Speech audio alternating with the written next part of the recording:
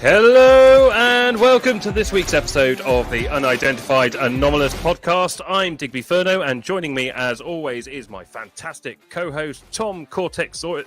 Zorro? Tom Cortex Zorro. How are you today, my friend?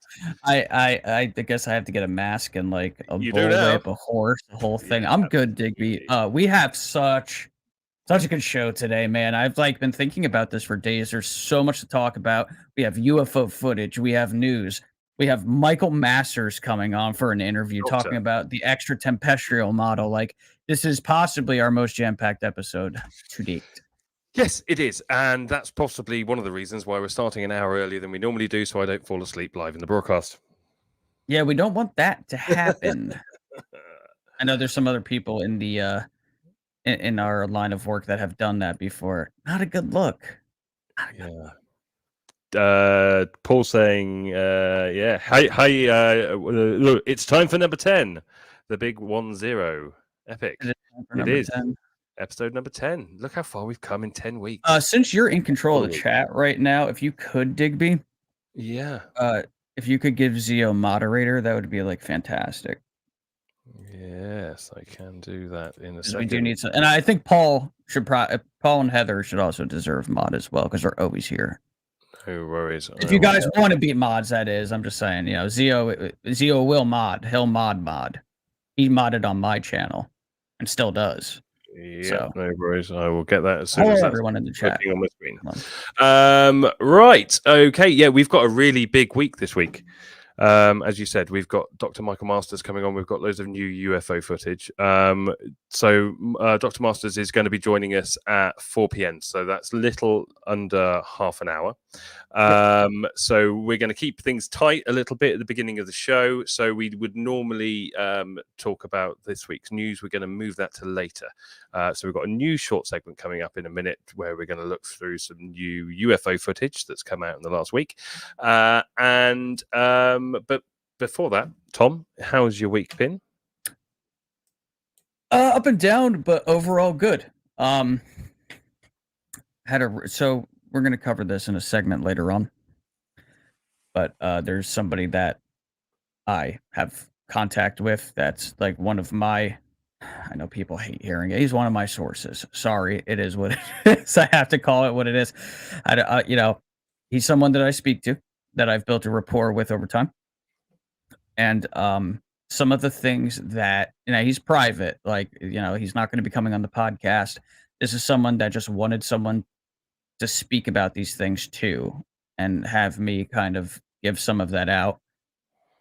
Some of the things that we discussed in a phone call this week, I took notes on. He requested that I did not record it. Plus, trying to record a phone call just from your phone, Google had updated some guidelines, and you can't just download like a phone call recorder anymore. So it's like complicated. So I just took notes. I was like, all right, you know, because I could have, but I'm trying to be as respectful and as honest as possible.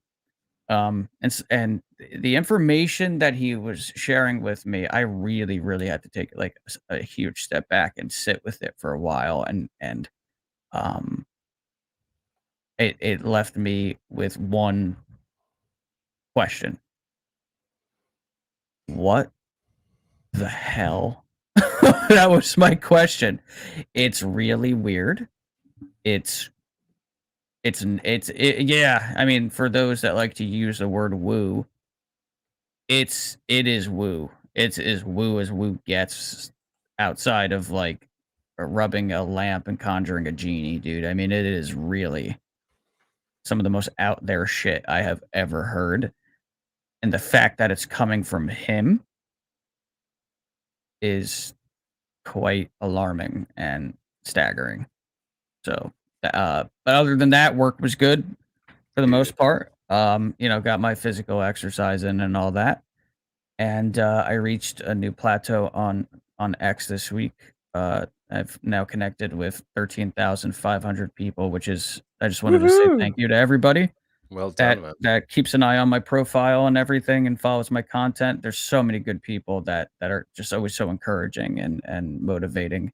And just wanted to acknowledge everybody, because it's like a big internet family, and it's really nice, man. It helps, especially when you have like a bad day, right? Like Yep. being able to talk to these people from like across the world, like it helps kill moments of loneliness and such. So Paul, Heather, obviously Zio, we're friends in real life.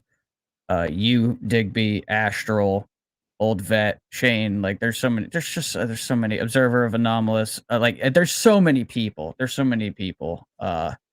That I could thank. But seriously, I love that we're here doing this. I love that I'm here with you, Digby. It's a real honor, man. Like I know I say it a lot, but I mean it. That's why I say it all the time. Thank you for your Golden Globe acceptance speech. I would also like to thank my 610 followers. And talking of physical exercise, I'm going to really wind everybody up by where I am right now. Go! This is me this week. Yeah. Yeah! Puppies! You've got some friends with you. Yo, your dogs are so cute, dude. Like they really are. They are. Went right for the doggy paddle. Yeah. Good form. Right, I just snuck that one in there. The weather here this week has been insane. Beautiful. It's been about 27 degrees in Celsius, not Celsius. Fahrenheit. So that's, I don't know what, 80 something, maybe a bit higher. Yeah, it's nice. It was nice anyway. And it's just been the most amazing week. Although how nice yesterday was, as you can see by that video, all the children have turned into an absolute nightmare today. So I'm paying for yesterday's joy with today's sorrow, but I'm here with you now, so it's fine. That phone call we had real early this morning. Well, let's not dive too much into that. But no, we're not going to. But the very end of the phone call was so funny. You said something like, and everything is crumbling around me, and I just heard your kids like, I was almost in tears over that because it was like progressively getting worse. It didn't get much better throughout the day. I'm not going to lie. Look, hey, we all have good days. We have bad days, and children are no exception. And where I'm living at the moment, it's not just my children. I think there's about 12 in total. So when one goes down the rabbit hole, they all follow. Fringe is here. Hello, Fringe. She said you look good in that suit. Thank you, Fringe. I know. I thought I'd make an effort. We've got a doctor on the show tonight. Yeah, so I put on a nice dress shirt.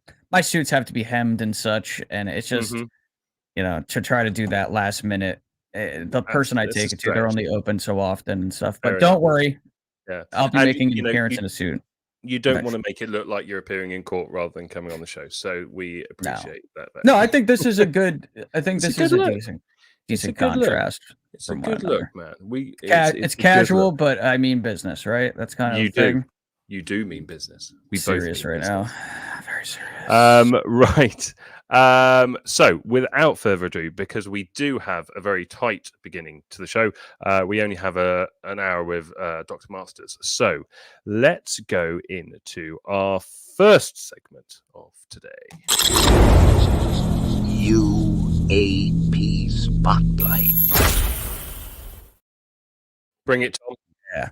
Here we talk through what we've got. You go. So, just from kind of scrounging around the internet here and there throughout the week, there were a couple pieces of UFO footage that really grabbed my attention.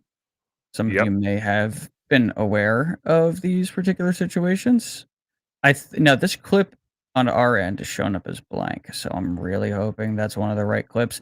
I looked for the original recording of this particular news broadcast. This is the only clip I've been able to find so far, so I apologize. I can see it, so I'll play.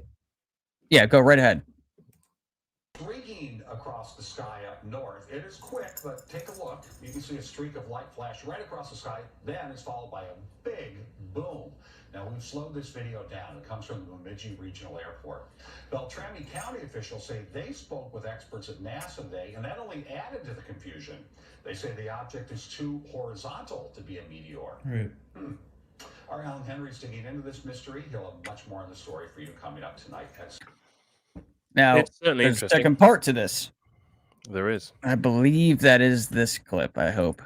Well, let's add it in and we'll talk over it. So this is a Skywatch Skywatch clip, somebody, obviously this is time lapse. You'll see the object. Boom, right there. There we go. So I'll rewind that a little bit because it doesn't loop back or anything. I'm going to try to pause on the clip because boy, just look at that. Obviously, this isn't what the object this is an aberration based on, the speed and such. Now, Digby, what's really interesting about this particular case is that normally when there's a piece of footage that makes the rounds like this, you will not hear NASA or anyone say, "Oh, well, it's too horizontal, so it's probably not a meteor." Like, I didn't expect to hear that. I thought they were going to be like, "Yeah, it's probably just a regular celestial object." The typical rhetoric that we receive. I don't know though. That doesn't look like a meteor to me, and that's way, way, way too low. Let's Way have a look too at it low. again. I've got the volume down so we can talk over it. But look, watch it go across. Boom. It's not even. It's close. It's not. Doesn't look like it's past the horizon in the sense that it's further away than what you can see on the lower ground. It's closer, right? It's very close. And then there's this boom. Yeah, you see, that's the only bit that bugs me, right? So we've all heard stories of and seen video footage of UFOs, UAPs accelerating extremely fast. Very, very, not very often you hear a sonic boom or people saying that they hear a sonic boom. So that part of the story does surprise me slightly. And that's the only bones that I have with that footage that would perhaps suggest it's something more terrestrial than extraterrestrial, in my opinion. But it's there's certainly a question mark over it, and I certainly think it's incredibly interesting. And then you add that with the Skywatch footage as well, and it is interesting. Paul's put US tech then, and I'm inclined to think that's what it is. I'm on the fence, and I'll say this, harkening back to when we had Roy on the show. Perhaps it is not man-made tech, and this object was in phase with our atmosphere, gravitational forces, etc., and that's why there was this sonic boom, bright light situation. As far as I can tell, there hasn't been any crash site that's been found, which is really interesting, right? So that means that this object, if that is to be believed, did not land. So there was a sonic boom without it coming down, which means that means it sped up, or at least was going fast enough to break the sound barrier, which is 776 miles an hour plus. So I'm just intrigued by the shape, and I'm intrigued by the altitude in which it's moving. It's low. It really is like, and meteors. I don't know if you noticed, but it almost looked like there was like a hook in its path. So if you look at this clip here, this one right here, right? You can see other objects that this video captured, right? Little streaks, and then bam. And it's so much brighter than everything else, and it does appear larger, but it could also be because it's closer. But regardless, really, really interesting. But I got to be honest, Digby, I think the next piece of footage is way more interesting. Way, way more interesting. Here we go. This particular piece of footage, just want to make sure that there's some clarity here for everybody as far as what's going on in the clip. This particular piece of footage. Digby screwed up all the notes. No, I'm just kidding. Digby put the notes in order. It was in California. I'm just looking for where I am. Yeah. Maury Point, Pacific, California. Yep. So what's actually really interesting about this, and actually I've only just realized this. Tom, can you remember when I spoke to you the other day about the sighting that I saw here of the light that flashed really bright in the night sky and then you could not stop talking about it. This is exactly the same. You were very excited. So it's really similar to what you saw. Yeah. Apart from No it flashed like kidding. it did on here, and then it went away, and then it came back in a different location. But when I looked at it, it was much darker. I mean, we're talking pitch black out there. I'm in the middle of the mountains in Spain at the moment, for those of you that don't know. So when I see the night sky, I see the night sky. This is exactly what I saw, and that only just registered with me right now. Exactly the Now same. look at this. This is where And it's then- interesting, right? and Look at then- that motion. Yeah, and then it appears somewhere else with another bright Right, light. and then look, it drops down, hanging Boom. up. Yeah, bright And light. that is exactly what I saw. The Really? only difference is I didn't see the movement between the two spaces, but that flash of light that I was trying to explain to you. Now, when that flashed for me, it was pitch black, so that almost sort of looked like a starburst almost to me, and then it Okay. disappeared, and then it came back literally a minute later in a different location. I called my wife over to have a look because we'd just got out of the car, we just got back, and she was looking. She didn't see anything. And I went, "Oh, don't worry about it." And then she walked away. And of course, as soon as she walked away, the bloody thing came back. But that's exactly it. That's exactly it. I am not crazy. Not this It time. I've seen so many video clips like this one, and I've heard so many different reports of objects like this. You know, I've seen drones. I've seen drones in person. There's something that my brain is telling me that the motion that this object is displaying is a bit unusual. I mean, could it be a drone? I guess, but I don't think it's a drone. Well, what I saw certainly wasn't a drone, and unfortunately, I didn't get any footage of it. But it's incredibly difficult to get footage at night, and I've done on several occasions, especially with an iPhone, because it doesn't know where it's getting the light from, and it just doesn't work. We Yeah, just you gotta don't get have like a that technology on our phones. DSLR. Yeah. That's the next step. I used to have one. It's- And it got stolen on the train, but there we go. Oh no, Serves me that right for sucks. falling asleep on a train, eh? Hey, I want to yeah. mention this too. I didn't load it up, but just really quickly, there's the photo that Jeremy Corbell leaked, or you guys have all probably seen it, and if you haven't, you're like, well, why aren't you showing it? Because it's crap. I gotta be honest, like it is, and it's been down res and such.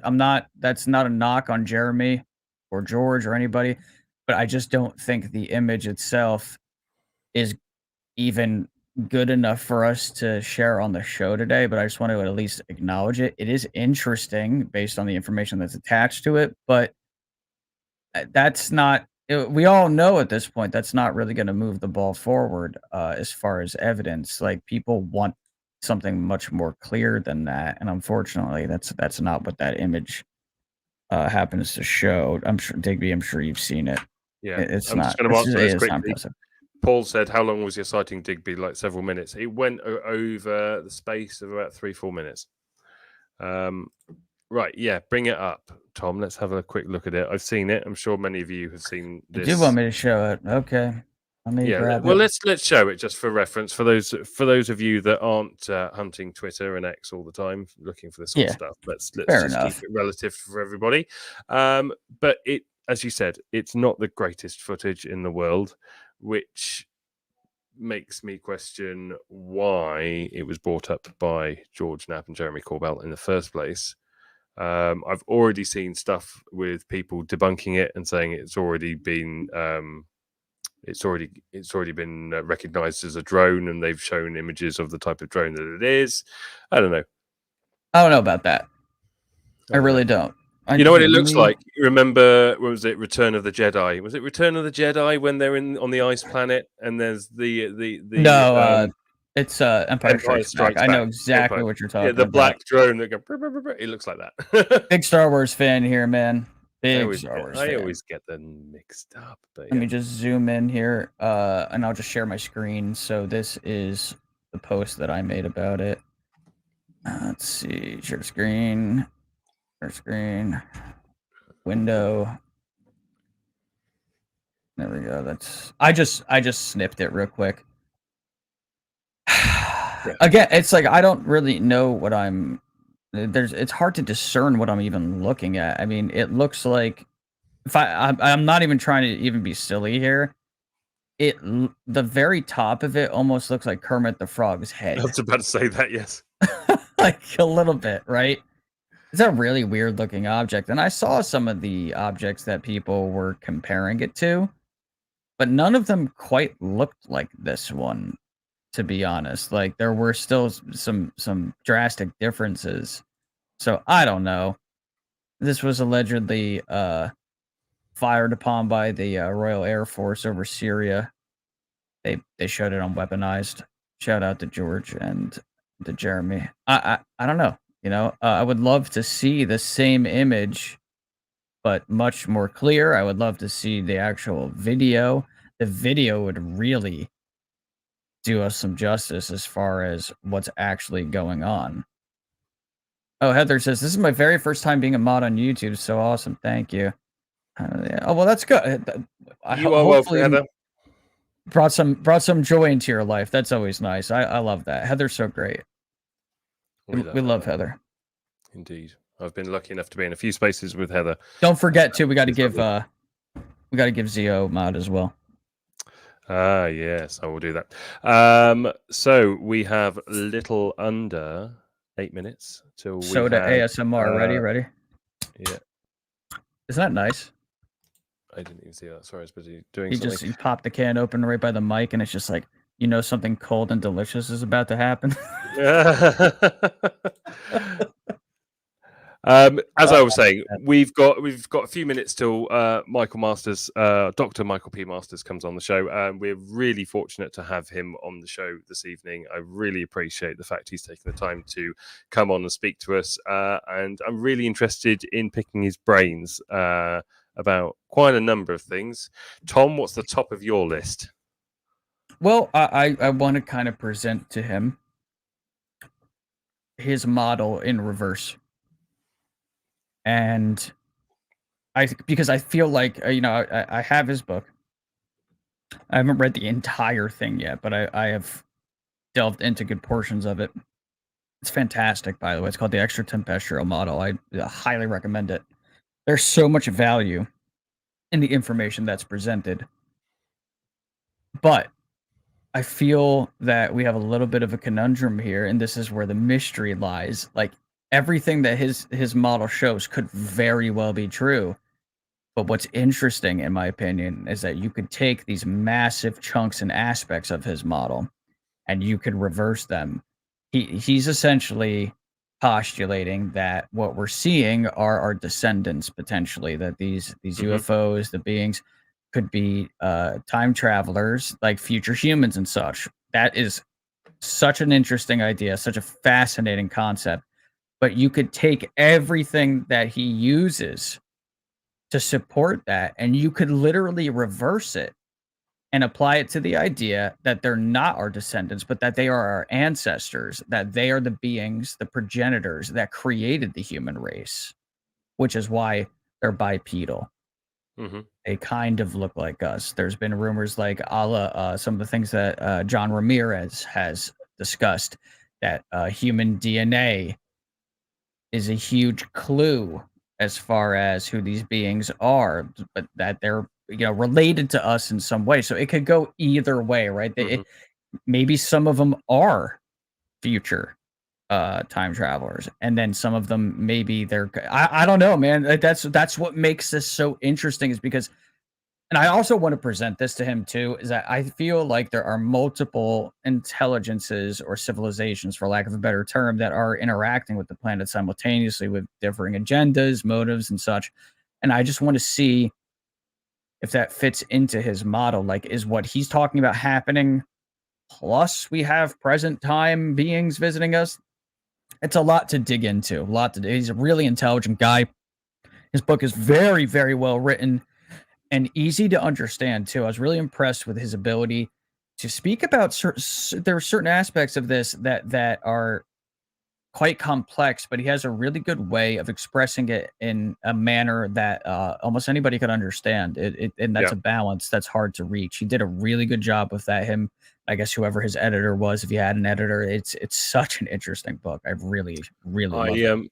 I was watching him on YouTube earlier today. We did a talk at MUFON in Phoenix. I was watching through that today, and it was a great talk. Unfortunately, only the first 45 minutes were available to watch, so I didn't get to see the rest of it. But it was great. I loved hearing him speak, and he's got some wit about him. This man, I like it. So I'm very much looking forward to hearing him speak. So everybody that's watching in the chat, when Mike comes on, we've got a few questions to ask him ourselves.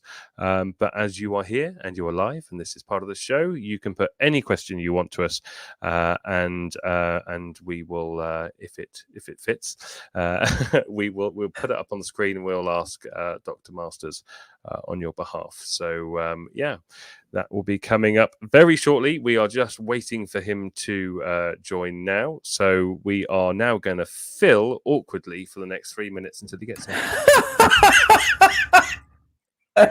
That's funny. Because I was thinking the same thing. It's like, we're now going to move into... I don't know. And it just goes on. Well, for 2 hours. I guess I could bring up some of what I was talking about with the gentleman that I speak with. We could kind of go over that real quick if you want. Even though I really want to cover that like in detail later, I will say this. I'm beginning to really see how there is this deep intersection between a few different areas. Quantum physics, the phenomenon, and the esoteric. There's a lot that I'm beginning to notice that there's a lot of crossover going on, especially with what this guy's been talking to me about. Just things that you would not believe, but I don't doubt that they're going on. Mm-hmm. Digby, if I gave you basically an endless money funnel, right? Black money. Please. And you could spend as much money as you want, hire whoever you want, and study whatever you want. What is to stop you from, examining things that are really weird? Like, there's no reason. Like, you're unsupervised. You don't have to say, "Hey, Congress, I want to do this. Is that okay?" You don't have to go and seek their permission. You can just do it. Well, then you do whatever you wanted without reprisal. And like Roy had told us, in a basic sense, without diving too deeply into some of the things that he had to have us remove from the show, some of there's some breakthroughs that have been happening behind the scenes in certain areas that would probably really shock people, that they would have no clue we are at this particular precipice. Like, you probably think we're all the way back here when we're actually down the road in certain areas. That doesn't, because I personally feel that we have not successfully reverse engineered all of the craft and the things that we've found. I feel like we've gotten a grip on some things, but I highly, highly doubt it's everything. I just don't think that's the case. But they're far along in certain areas that I didn't even realize, and I trust Roy. I see who he talks to. Yeah, and Roy's. I trust Roy as well. And what would be interesting is having Roy and Dr. Masters talk together, because there's conflicting theories there. Right. You're absolutely right. Now, I also want to point out that there was an article. I believe we covered this.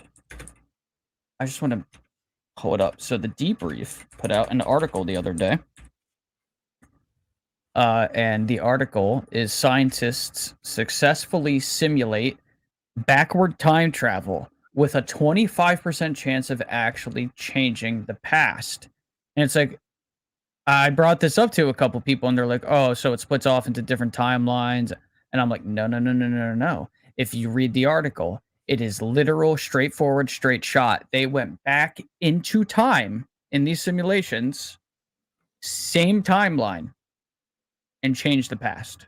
So what you're saying is Avengers Endgame was wrong, and it is exactly like Hot Tub Time Machine.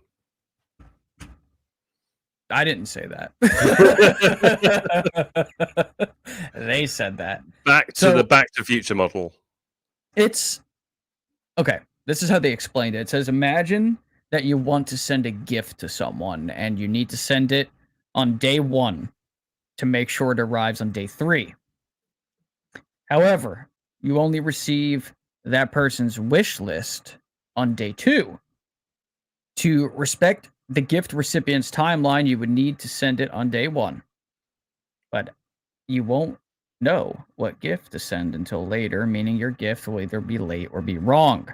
Now imagine you can change what you send on day 1 with the information from the wish list received on day 2. It is exactly this phenomenon that the researchers say can happen in the right scenario.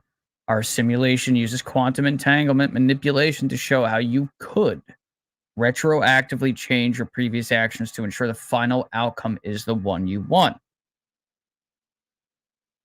It's so the one thing that actually helps make this make sense to me in my own brain is the idea of non-linear time. I think it's like the one thing that kind of helps your brain get wrapped around this conundrum. Like if like instead of looking, here's my vape, right? So here's the past, here's the future.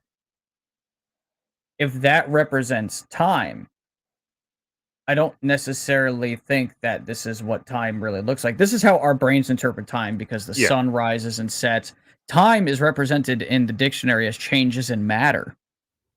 So I started looking at time instead of as like a linear line. I look at it as a circular, like flat surface where you can kind of just go wherever. Tom, I'm going to stop you talking about time because the man himself has arrived. And I'm going to leave you to the lovely intro and we will bring Dr. Mike Masters on straight away afterwards. So, really looking forward to this. Joining us today is Dr. Michael P. Masters, a distinguished professor of biological anthropology at Montana Technological University. Dr. Masters stands at the forefront of blending traditional anthropology with innovative perspectives. He's not just an academic, he's a trailblazer who dares to explore the edges of our scientific understanding. His groundbreaking work, especially in the field of UFO phenomena, challenges us to rethink our place in the universe. His book, Identified Flying Objects, presents a compelling, multidisciplinary approach to the UFO phenomenon, suggesting that what we perceive as UFOs might actually be our future human descendants traveling back through time. Today, we'll delve into his unique perspectives on human evolution, the potential for time travel, and how his interdisciplinary approach bridges anthropology, archaeology, and biomedicine. We'll also discuss the challenges and stigmas surrounding unconventional research in the scientific community. So fasten your seatbelts, open your minds, and get ready for a fascinating journey into the unknown with Dr. Michael P. Masters. Dr. Masters, welcome to the Unidentified Anomalous Podcast. Hello, everyone. How are you, sir? Good, good. Sorry I was late. I assume you'll see the reason for my tardiness at some point in the interview. I look forward to finding that out. That's a kitten. Look at That's a little kitten. We just got her a couple of days ago. She hates to be by herself. So did you name her yet? Yeah, my daughter named her Nettle. Nettle? Nettle. Like I was sitting here working earlier and she sat right there for like 3 hours. It was, I had to pee, I had to refill my coffee, and I couldn't do any of that stuff. Oh, look at her. I was just at the pharmacy and there was somebody that was ahead of me. I was picking up something for my dad and they had a little blanket, and wrapped in the blanket was like like the tiniest little puppy sleeping, and I was just like, Yeah, I I'm so know. soft. We haven't had a kitten in 15 years probably, so Mm. it's been fun, but yeah, Oh. hard to get work done, that's for sure. I know that feeling. Before, well, I've recently, Mike, you won't know, but I've recently left England and started traveling around the world with my family. And Oh, unfortunately, nice. one of the things we had to leave behind were many kittens, because our Yeah. cat had kittens just before we left. So we Oh, brought I our bet that dogs, was but not the hard. cats. But Yeah, it would we be tough to do love a travel cat. with a bunch of kittens. Yeah, absolutely. But the It Oh, dogs sounds yeah. do like a very good well. adventure, though. I mean, definitely worth it. It's Yeah, absolutely. I mean, we've started only a couple of weeks ago now, but we're in Spain at the moment, and then we're heading across to Morocco, and then back into Europe, and then we'll be Oh, hopefully great. heading over to the States next year. So, yeah, Yeah, that's looking great. forward to it. I just took Thank my you so family much. to Paris, and then we went down through the French countryside and ended up in Barcelona about Oh, 3 very weeks nice. later. Yeah, there's some Wow. challenges traveling with family, but it's pretty rewarding too.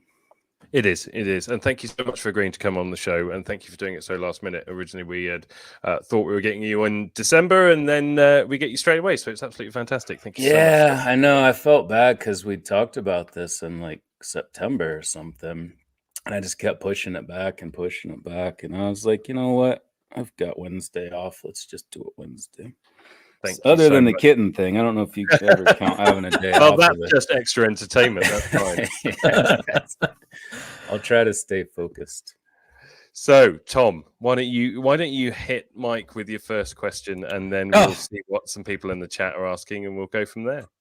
So I've been on it because I jump between different books. I've first off, your book is fantastic. I'm reading the Extraterrestrial model, and it's really thought provoking. But I really, it's there's something that's been bugging me that I can't seem to like figure out in my own head. Why, aside from like the usual reasons that one could come up with for descendants coming back into the past, why do you think they're really doing what they're doing? And I don't mean just like taking samples of like fecal matter and soft tissue and such, but maybe on a more general, almost like philosophical level. Why go through the trouble of going back into Yeah. these different particular areas in time? Like, is this like a one giant mission? Or some of these sightseers? You know what I mean? It's hard for me to kind of figure out what their actual motive is. Yeah. Well, I can't know either. None of us can until they tell us what they're doing. But I mean, we can look at the various reports that come through and try to tease something out from those, and obviously patterns emerge. And that was the main thing I was focused on in the book you mentioned, the extraterrestrial model, is trying to just see patterns and what we can maybe presume about their intentions. And yeah, no, I like that you asked the question that way, because I've always kind of focused on the more material aspects of it, like what we can learn from the things that you mentioned that I mostly talk about in the book. But I hadn't really considered the more philosophical component of it. I mean, I guess if I had to answer that, I would say maybe it's to just finally introduce themselves, to let us know that they're here and who they are, and then we can start having those conversations about what we've been doing. But I do think that at least throughout the 80s, 90s, oddies to some extent, that it really was about gamete extraction. I think they were doing that for some purpose. And the fact that Jim Peniston was told that in so many words as well is interesting, coming from another source. And I've seen others that have focused on problems with reproduction and gamete extraction. And it's just so ubiquitous that I think we can't ignore that. But beyond that, at some point, you'd think they would say, well, yes, we've been doing these things. This is who we are, and this is why. So, yeah, maybe what we're seeing now with the uptick in, I mean, I haven't looked at any stats on this, but I've seen more chatter about upticks and sightings and contact and downloads and all this stuff. You know, maybe it's that we're on the path to knowing, and in a sort of more human sense that it's time to know. It's time for them to introduce themselves and own up to what's been going on, because obviously not all of it is great. A lot of people really struggle with what they experienced, especially when it does involve touching people in the no-no squares and extracting genetic material. So yeah, I think we might be about to find that out, honestly. Oh my God, you can't eat my ears. It's funny you say that, because Oh. you know, a lot of people are talking about a time frame, and that things are unraveling quicker now. Yeah. And that what's going to come out in 2024. I don't know how much of that is speculation or how much of it is wishful thinking, perhaps. I think it's both. It seems like Yeah. some of it's coming from reliable sources and others is probably wishful thinking. I was watching your talk at Phoenix MUFON earlier today, and I have to say it was absolutely fantastic. But thanks. one thing struck me. You know, you're talking about temporal beings, us from the future coming back here, and everything like that. And then I'm thinking, but everybody sees different beings that don't look like us, and greys, and you know, mantis beings, and you know, all the different sightings we've got. Great Then question, I just sort of fed it on from there. And I thought, well, if they're coming back here, why are they coming back here? And if there was a breakaway civilization in the future that left Earth and went to different planets, would they then possibly then be put on a different evolutionary path? So therefore, are they coming back and visiting us because in their past Earth was the seed planet for lots of civilizations on lots of different planets that then went down their own different evolutionary path? Yeah, absolutely. And that was the whole point of that talk. And well, at least the main point I made in the first part. The second part, I got more into the first part of your question. Okay, you need to go over here for a little bit. Made you a nice little bed. I got into more of the first part of your question with, well, how do we understand the different forms? And you know, I tend to mention the Dr. Edgar Mitchell free study because it's one of the only really large scale studies of that question we have. Who were they? What did people see? What did they describe? On ship, off ship? Were there different forms aboard? Did they speak your language? Was it positive, negative? So they really did a great job with that, and you can draw a lot from that. So I've referenced that a lot, and I did in the second part of the talk, which I haven't posted yet. I should probably do that at some point. But the first part, was to look at how maybe a lot of these different theories. I used Hal Puthoff's paper from last year about the ultra-terrestrial model as a jumping off point, because he mentions how it could be any or all of these. So I started thinking, how could it be all of them? And you know, obviously I've been focused on time and time travel, but not just applying that bias to it, but trying to look at that question in the context of what would that look like if we do interject the time variable. And yeah, if you have the big issue for me with this breakaway civilization, and I mentioned this in the talk, there's no archaeological evidence, and B, you can't have complex come before simple, simply because of the process of cultural change. It's compounding, it's cumulative, it's always building off of what came before.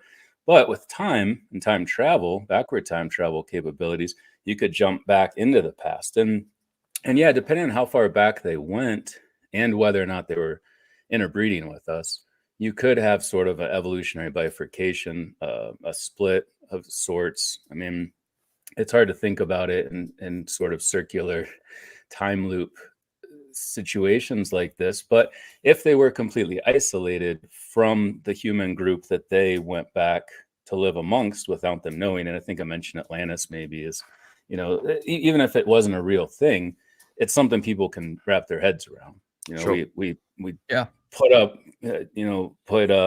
roots, put down roots in some island somewhere, live peacefully until humans invent boats, and then start to discover us. And it was a big theme in my last book too, Revelation. But I would find it hard to believe that if they did do that and then started living amongst us, that they wouldn't interbreed. Like, we would probably seem really boring and primitive, but at least we're all human. You know, we might even look a little different, but then I don't know. So it really comes down to genetic isolation. That's the main thing that creates speciation events, is if you have populations that are separated, aren't interbreeding, over time mutation, gene drift and natural selection drive them apart, but gene flow, if that's happening, brings them together. So to your point, if there's not gene flow, yes. If there is gene flow, then no. I don't think that would happen. Oh, sorry. We've got a couple of questions that's coming in on the chat, and then Tom and I will put some more questions to you. Tom, which one do you want to go with first, mate? Well, let's go in order here. Our good buddy Paul, who actually made an appearance on the show with us and was kind of like a third co-host with us, wants to know what your idea would be for the result of disclosure. Essentially, I'm guessing Paul means what will come of such a disclosure. What do you think will ultimately be caused? You know, we've speculated about this as researchers. Yeah. I mean, endlessly. But would you, in your own humble personal opinion, if they were to come out and give us the goods, what do you think would really happen as a result of that? Yeah, it's a fantastic question. And, since it seems like it is actually maybe kind of happening finally, of course, there's been a lot of false horizons throughout the history of really since this was broadly acknowledged, or at least when it started to make its way into the cultural zeitgeist. The 40s are an obvious starting point there. Sure. But yeah, I think what's happening is that it's more of a grassroots thing. Like the obvious thing would be whoever they are, space travelers, future humans, ultra-terrestrials, to just show up and say, hey, we're here. But it seems to be the opposite of that, where there's a lot of people who it's almost like we have to figure it out ourselves, or at least get close. And it has to involve enough of the population that it still wouldn't be shocking. It wouldn't disrupt our economy and political system and give people, PTSD for generations, because that is a real possibility. And that was used to keep it out of the public sphere for so long. And especially after the Orson Welles, H.G. Wells fiasco in 1938. I forget when exactly that was. Yeah, but they could use that, they could use that because it happened to come right before the 40s when all of the UFO stuff picked up. So, and maybe it was even orchestrated. Who knows? So yeah, I don't think it's gonna be the landing on the White House lawn, Times Square, the Kremlin, that kind of thing. I think it's gonna be more of the same, where you have people putting information out. You have more people getting interested. And obviously, since 2017 with the pivotal New York Times paper, that's been happening. I've met so many people that are like, oh, I never really paid attention to this. Then I saw that front page and was like, wait, maybe this is something I should pay attention to. But you still have this huge segment of the population that dismisses all of it, not interested at all. And it's this weird dichotomy where it's all in, it's an obsession, or it's like, I couldn't care less, which blows my mind because, potentially we're talking about one of the most important questions of human history. But yeah, I think it's going to be more of this just chipping away at it, getting information out, whistleblowers coming out, people with knowledge of what's been happening, getting that info out just a little bit at a time. But it does feel like it's ramping up. And like you said, it almost seems like there is some sort of deadline, whether it was imposed by us or more likely imposed by them. And we're just supposed to get to a certain point by the time this happens. And that's what it feels like with all the stupid weather balloon shit that was happening last year. That was almost, it almost felt like they were testing the water. Like, what is the reaction to this? Right, that's what I said. All of that just disappeared. Yeah, all of that just kind of disappeared. And now we have a whistleblower. And what's the reaction to this? It's almost like they're putting a little bit out just to test us psychologically, like our group mentality, to see what it would be like if they did just pull back the curtain and everything was revealed. But that's just my opinion. I think it's an excellent point. And I've said to Tom and on the show in the past as well, we've discussed the idea of why it's not disclosed already and why the governments around the world are keeping it from us. And I've always said, if you're looking at an advanced alien civilization that has a very different way of life, that doesn't have war, that lives in peace, that has a completely different political structure that really works, what happens when the civilization, the people of Earth, get to see an alternative that's better than what we have at the moment? And what would that do to the world? I mean, ideally, it would make us more like that. And I've seen a lot of things lately, people defining the word apocalypse and how it's more about a change in thinking and a growth in your understanding of things rather than, fire and brimstone and stuff like that. And yeah, I kind of wonder if maybe that's a precursor too, that a prerequisite to us getting there is us starting to raise our level of consciousness to somewhat meet them in the middle, because they might have a hard time doing this with humans that lived 40,000 years ago, or Homo erectus in Java 45,000 years ago. But we're at a point, and it almost feels like we are kind of naturally moving away from all of the murder, death, kill that characterizes vast majorities of the hominin past. And maybe that's what it takes. Maybe we just have to have that cognitive apocalypse in order for them to say, all right, now it's time. I don't know. And I think that would apply whether they're extraterrestrial or extratempestrial or anything else. I think if they have a higher is- consciousness, which they seemingly do. I think Right. apocalypse is relevant as well, and because let's look at it this way: for us, it doesn't look like we're in an end game scenario. It doesn't look like the apocalypse out there. But if you're in a cobalt mine somewhere and working that way and living that kind of life, you would think that for you it is the apocalypse now. Yeah, So it's all relative, and perception.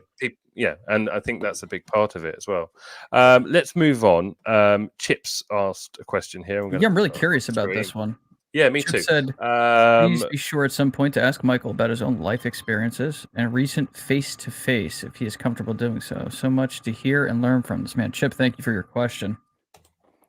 Yeah, no, it really has been a long, strange trip, to quote the Grateful Dead. I think that was.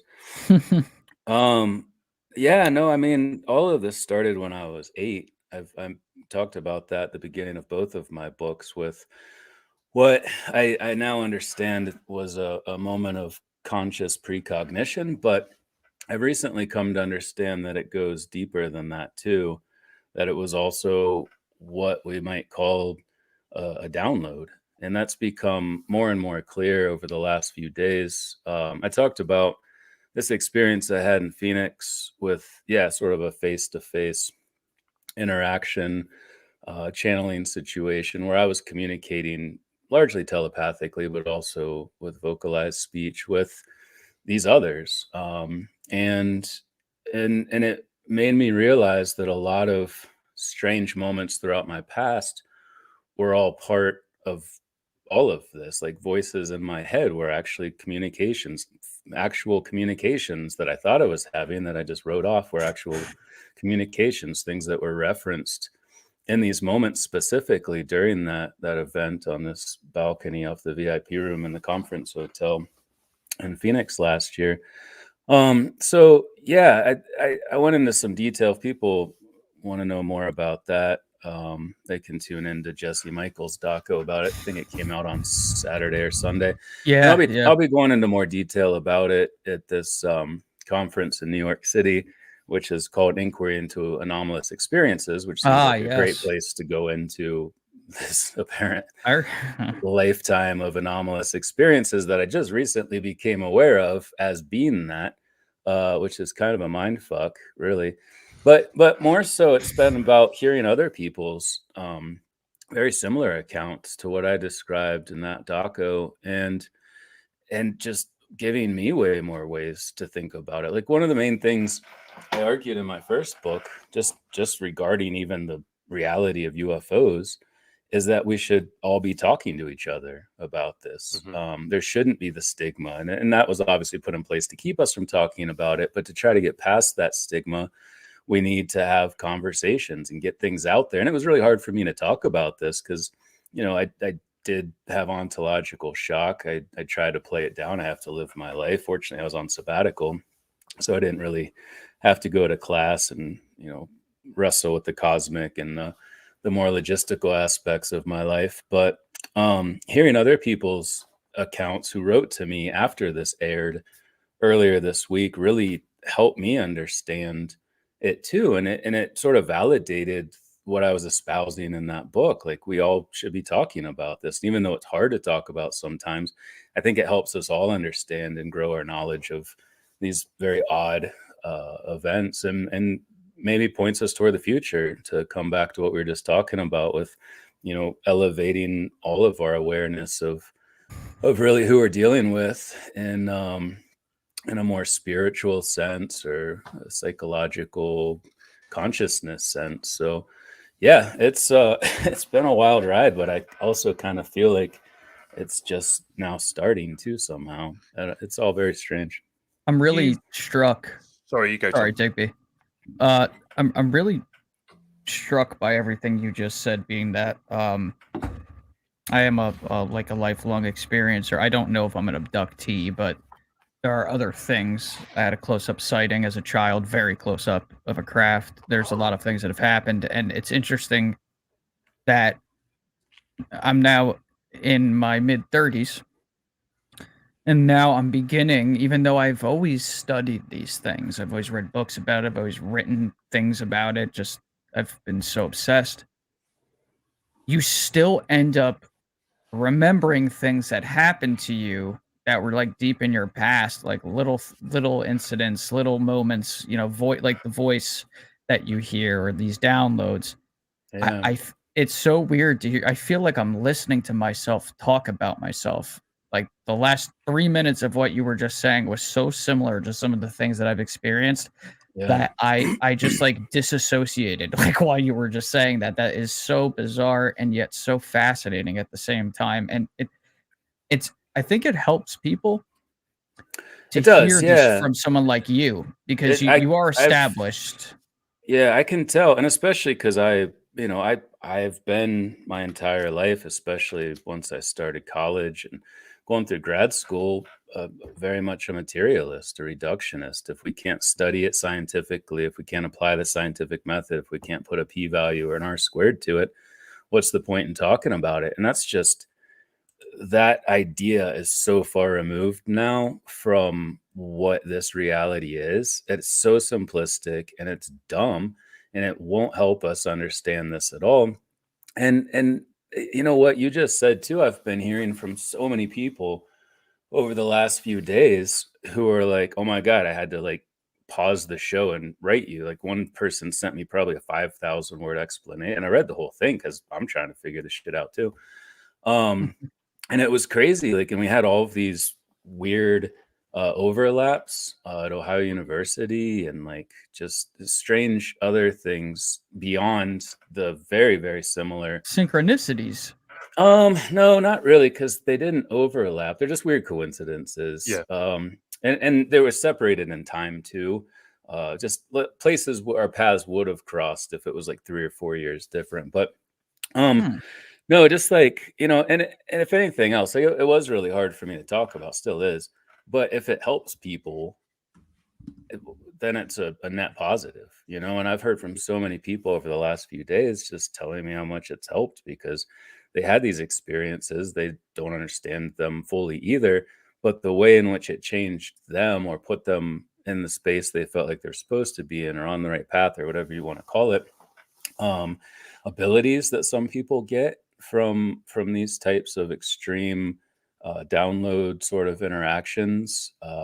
It's all pretty wild. But yeah, no, I think it was important to talk about, and as I learn more about it, it'll be easier for me to talk about more. But I'm still kind of just like, I don't know. You've discussed in the past the stigma surrounding the study and the related phenomena, and in the scientific community. How do you navigate these challenges? And what advice would you give to any young scientists that are out there that are interested in exploring unconventional research areas where there is a stigma like this attached to it? Play the game. It's not time to go rogue yet. If you're starting out in this, you got to play the game the way it's set up, because it's this modern view that we have of this physicalist paradigm is not something you can challenge as a first-year graduate student. So don't even try. It's not worth it. Learn what you need to, go through the system, and then work from the inside out, because it's too entrenched, and there's too many people. Like, you'll find people like Jeffrey Kripal at at Rice University and Diana Pasolka and others who obviously are more open-minded, they'll probably tell you the same thing. Actually, in fact, I think I remember Jeff saying that. He said something about don't go into it to be Superman, go into it as Clark Kent and then emerge as Superman once you have the base knowledge to do so. And I think that's great advice. And I would argue the same. It's exactly what I did. I didn't mention anything about my lifelong interest or drive to pursue this question until 2018. So 9 years after I got out of graduate school, I didn't tell any of my colleagues, obviously, about it, because you don't want to be that guy and they'll find any reason to get rid of you. Fortunately, I got really good grades and I excelled throughout the process, but it still would have been way more challenging. And you don't need those roadblocks. Graduate school's hard enough. You don't need to add extra layers of fuckery. Yeah, well, quite. And look at what happened to John Mack, when he started investigating the subject and he nearly lost his tenure from Harvard. Yeah. So and this is a different time. Things have changed, fortunately. Things have progressed a lot. And I see that in academia. Actually, tomorrow at the American Association of Anthropologists meeting in Toronto, there's a group of 5 esteemed anthropology PhDs giving a panel. But my knowledge is it's the first one ever. They didn't give them a great time slot, but they're presenting, the only UFO panel at this conference, and I would guess all of them, because anthropologists haven't really been at the forefront of this, unfortunately. But that's progress. I'm working with some other PhDs at Harvard and St. Andrews in the UK to publish papers about various things related to UFOs. My friend Hussein Ali Agrama at University of Chicago, one of the people on that panel tomorrow in Toronto, published one of the first peer-reviewed papers on UFOs about 3 or 4 years ago. So it's happening. I'm giving a guest lecture tomorrow in a philosophy class. I was invited to talk in this philosophy class about this extraterrestrial model here at Montana Tech, and things are changing. It's in a good direction, I think, but it's still slow. I think it's great that the scientific community is starting to get behind it, and I'm sure there is still a long way to go. But I mean, we find it difficult, me and Tom, just in our day-to-day lives, speaking to our friends about what we do. Half the people that are my friends would laugh at what we do and what we research. I can only imagine that is times 10 for you in the scientific community. No, it actually hasn't been. That's amazing. Really? That is amazing. Been kind of the opposite, actually, and I wasn't expecting that. And I wrote about this somewhere. I don't actually remember where. But no, I wrote about kind of my own experience with this, and from the beginning, it was actually support and encouragement. I've told this story before and wrote it down somewhere. I'm sorry I can't reference where that was. Right. But around 2017, I went up to the chair of my department and said, "Hey, just so you know, in case there's any pushback, I'm writing a book that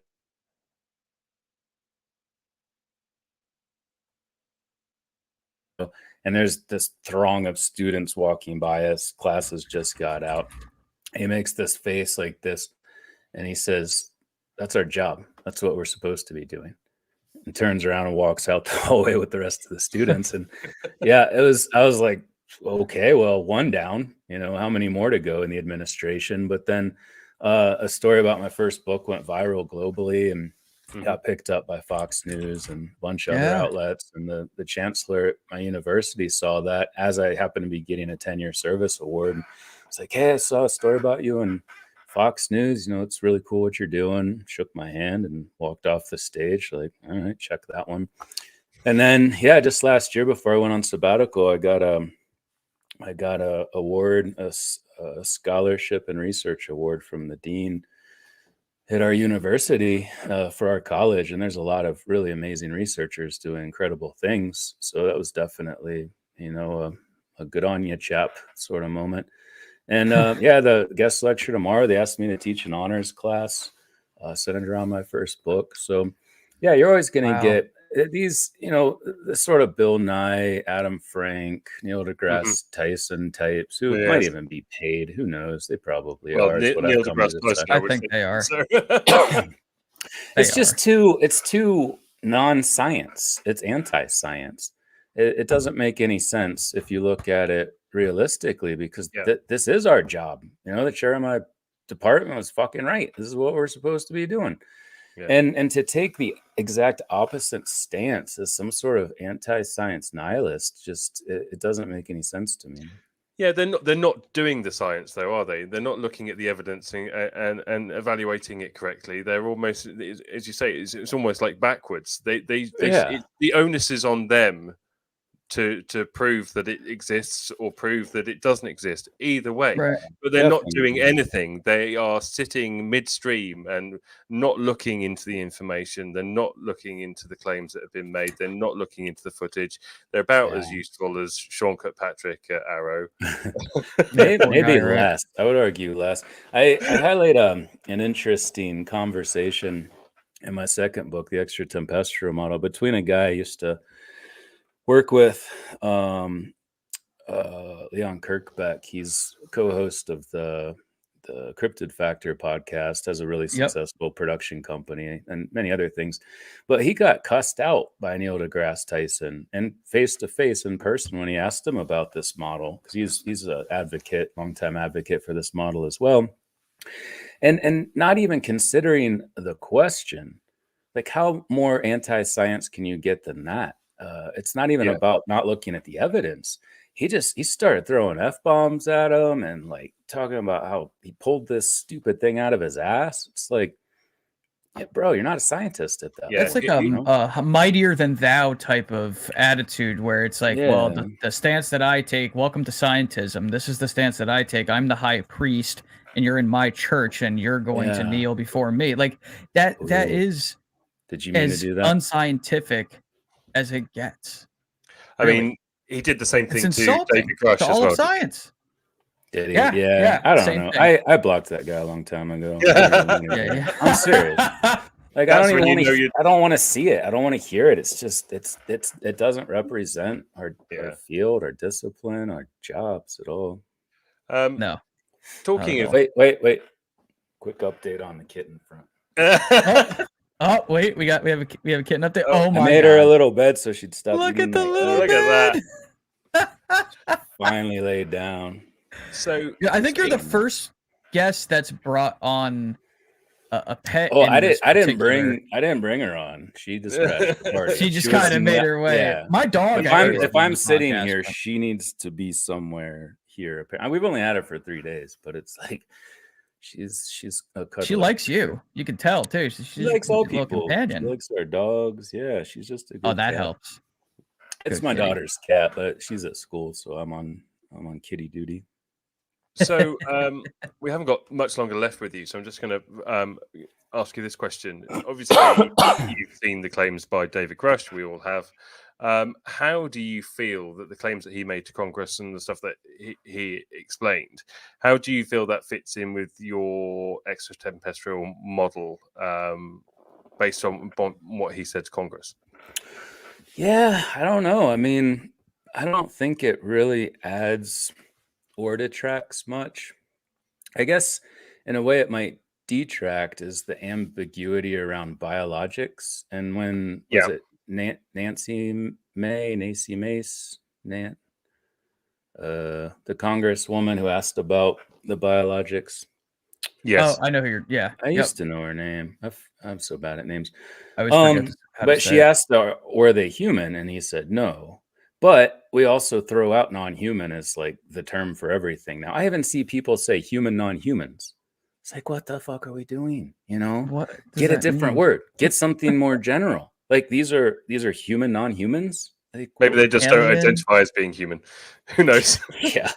The they them thing, maybe. I don't know, but it's really frustrating. And I was so excited when we got away from extraterrestrial because everything was just extraterrestrial, and that pigeonholes it to just this thing. Yeah. But then we opened it up to other things, except for one of the things that it most certainly is for at least some of this phenomenon. So we're discounting all of these ones that do fit into that category. So yeah, I definitely, my ears perked up when I heard that. I'm like, well, I'd like to know more about that. Like, what is it that makes them non-human, or is it just using that term that we've whitewashed everything with over the last 3 to 4 years, whenever this happened? I'd love to know the origins of where NHI came from, because it's infuriating, the lexicon pigeonholes that we've had. And shout out to Whitley Strieber for trying to buck that trend too, using visitors and them and others, because until we know, just keep it general. And I've tried to do that too. Like, obviously, I'll talk about extraterrestrials when there seems to be a lot of indication that they are. But otherwise, when I'm just speaking generally, I use very generalized terminology. I think we all should. I liked in your talk when you're talking about the necessity of time travel as well when it comes to actually traveling the stars. Could you just speak to that for the benefit of people watching that haven't seen or heard you talk about it? Because I think it's great. I think it's a great way of explaining it. Yeah, well, I've come to think that we'll become extraterrestrial while we're being extratempestrial, and we'll have to because of time dilation. And I talked about this a little bit in my first book and more in the second, and even cited a guy, Trevor something, who just wrote a little article on Medium I happened to come across, and references me and this theory in it as well. But he didn't tag me or anything. I don't even know how I found it, but he makes a really good point about how if we start traveling now to the stars with our limited technology, say we can go half the speed of light, but then even 100 years later, if we develop technology that allows us to go 75% the speed of light, then they're going to pass that person in a very short period of time, because space and time are condensed the faster you go. And I think he says something like, imagine that you've been on this 10-year journey and you get passed by people with stomachs still full of morning breakfast because they're just zipping past you. And he was making the case that it doesn't make sense to really try to be interstellar until we have the ability to do it fast enough that we're not just continually passing each other. But the other main point I make in that talk is that we'll still need to get back because of that time dilation aspect of it. Even if we do make it all the way to where we're going, say Alpha Centauri, like 4.2 or whatever it is, light years away, we get back. If we're traveling at near the speed of light, a lot more time will pass on Earth than it will to us in ship time. And another example is if you went across the Milky Way and back, it would only take you 22 years in ship time, but 100,000 years will pass for the people that stayed behind, simply because of that difference in the effect of time dilation. So, yeah, the argument I make is if we do become interstellar, we'll also need to develop backward time travel, not to get home to our planet, but to get home to the time we left from on that planet.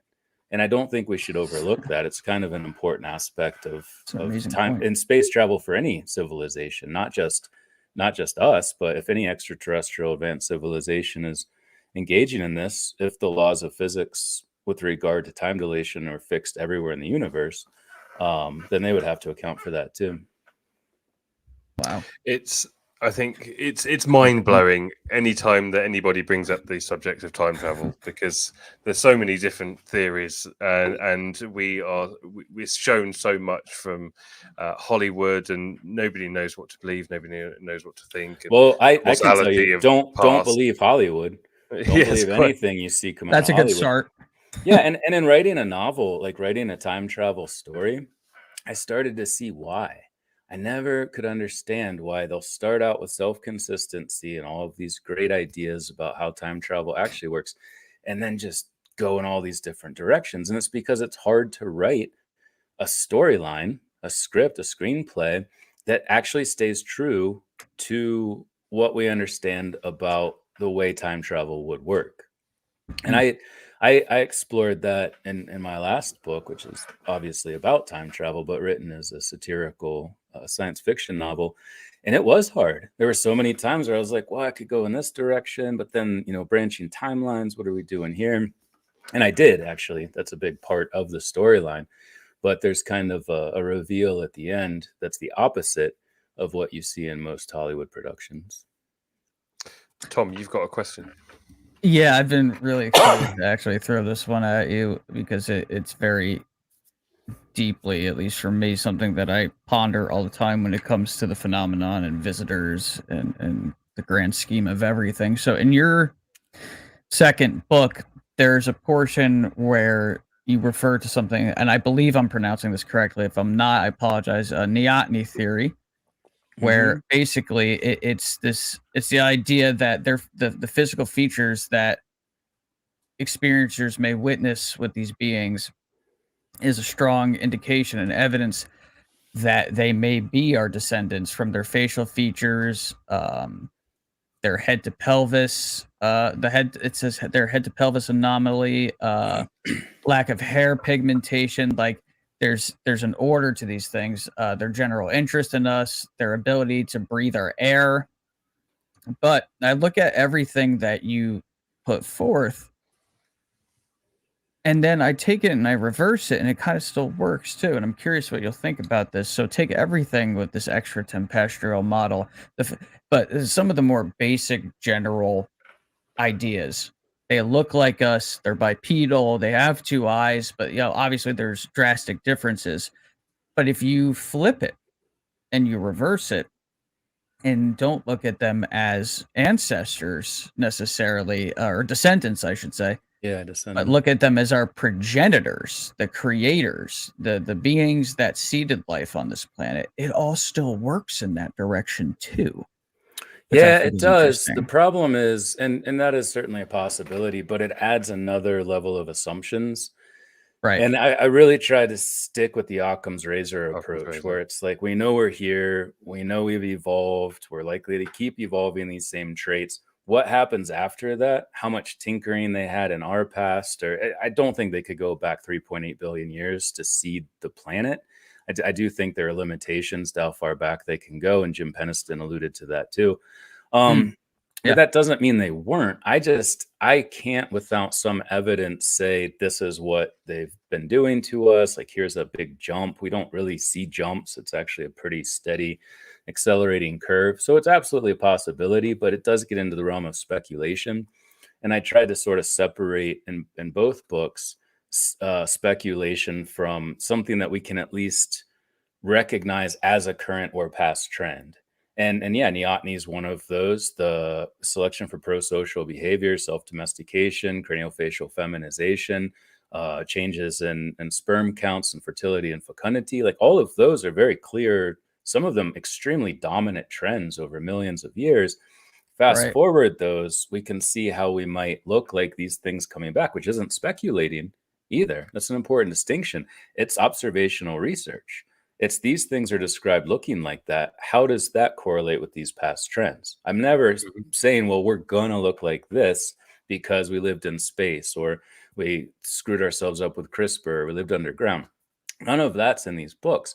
It's about this is what's described. How does that link up with these current and past trends? So it's absolutely a possibility. I just wasn't willing to go there, especially in my first book, but in the second book too, without some very strong evidence to suggest it.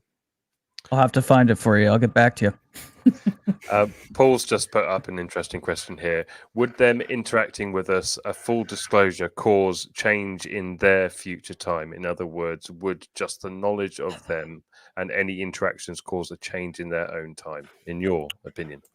Well, it's not really my opinion so much as it's the opinion of two different camps within the physics and philosophy communities.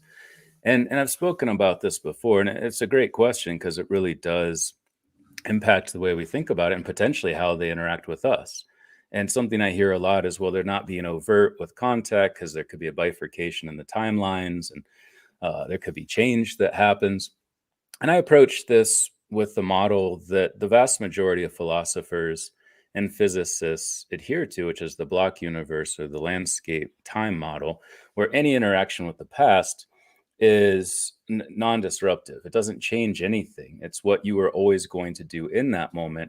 And everything from that time on was already a part of the future you came from before you went back to do it. So there's inherent self-consistency, as argued by a very well-known Russian physicist named Igor Novikov. And so I adhered to that model because it's the best we have right now, and it makes a lot of sense. Like you were talking about, one of the reasons it's called landscape time, Tom, as you were mentioning before you brought me on, I could still hear you from backstage, is it's like a landscape and you're jumping across different parts of it. And there's no change. You're just interacting with this layered, large sheet of time. And it's the same thing, but you add the fourth dimension with the block universe. But it's still not disrupting anything. It's not changing anything.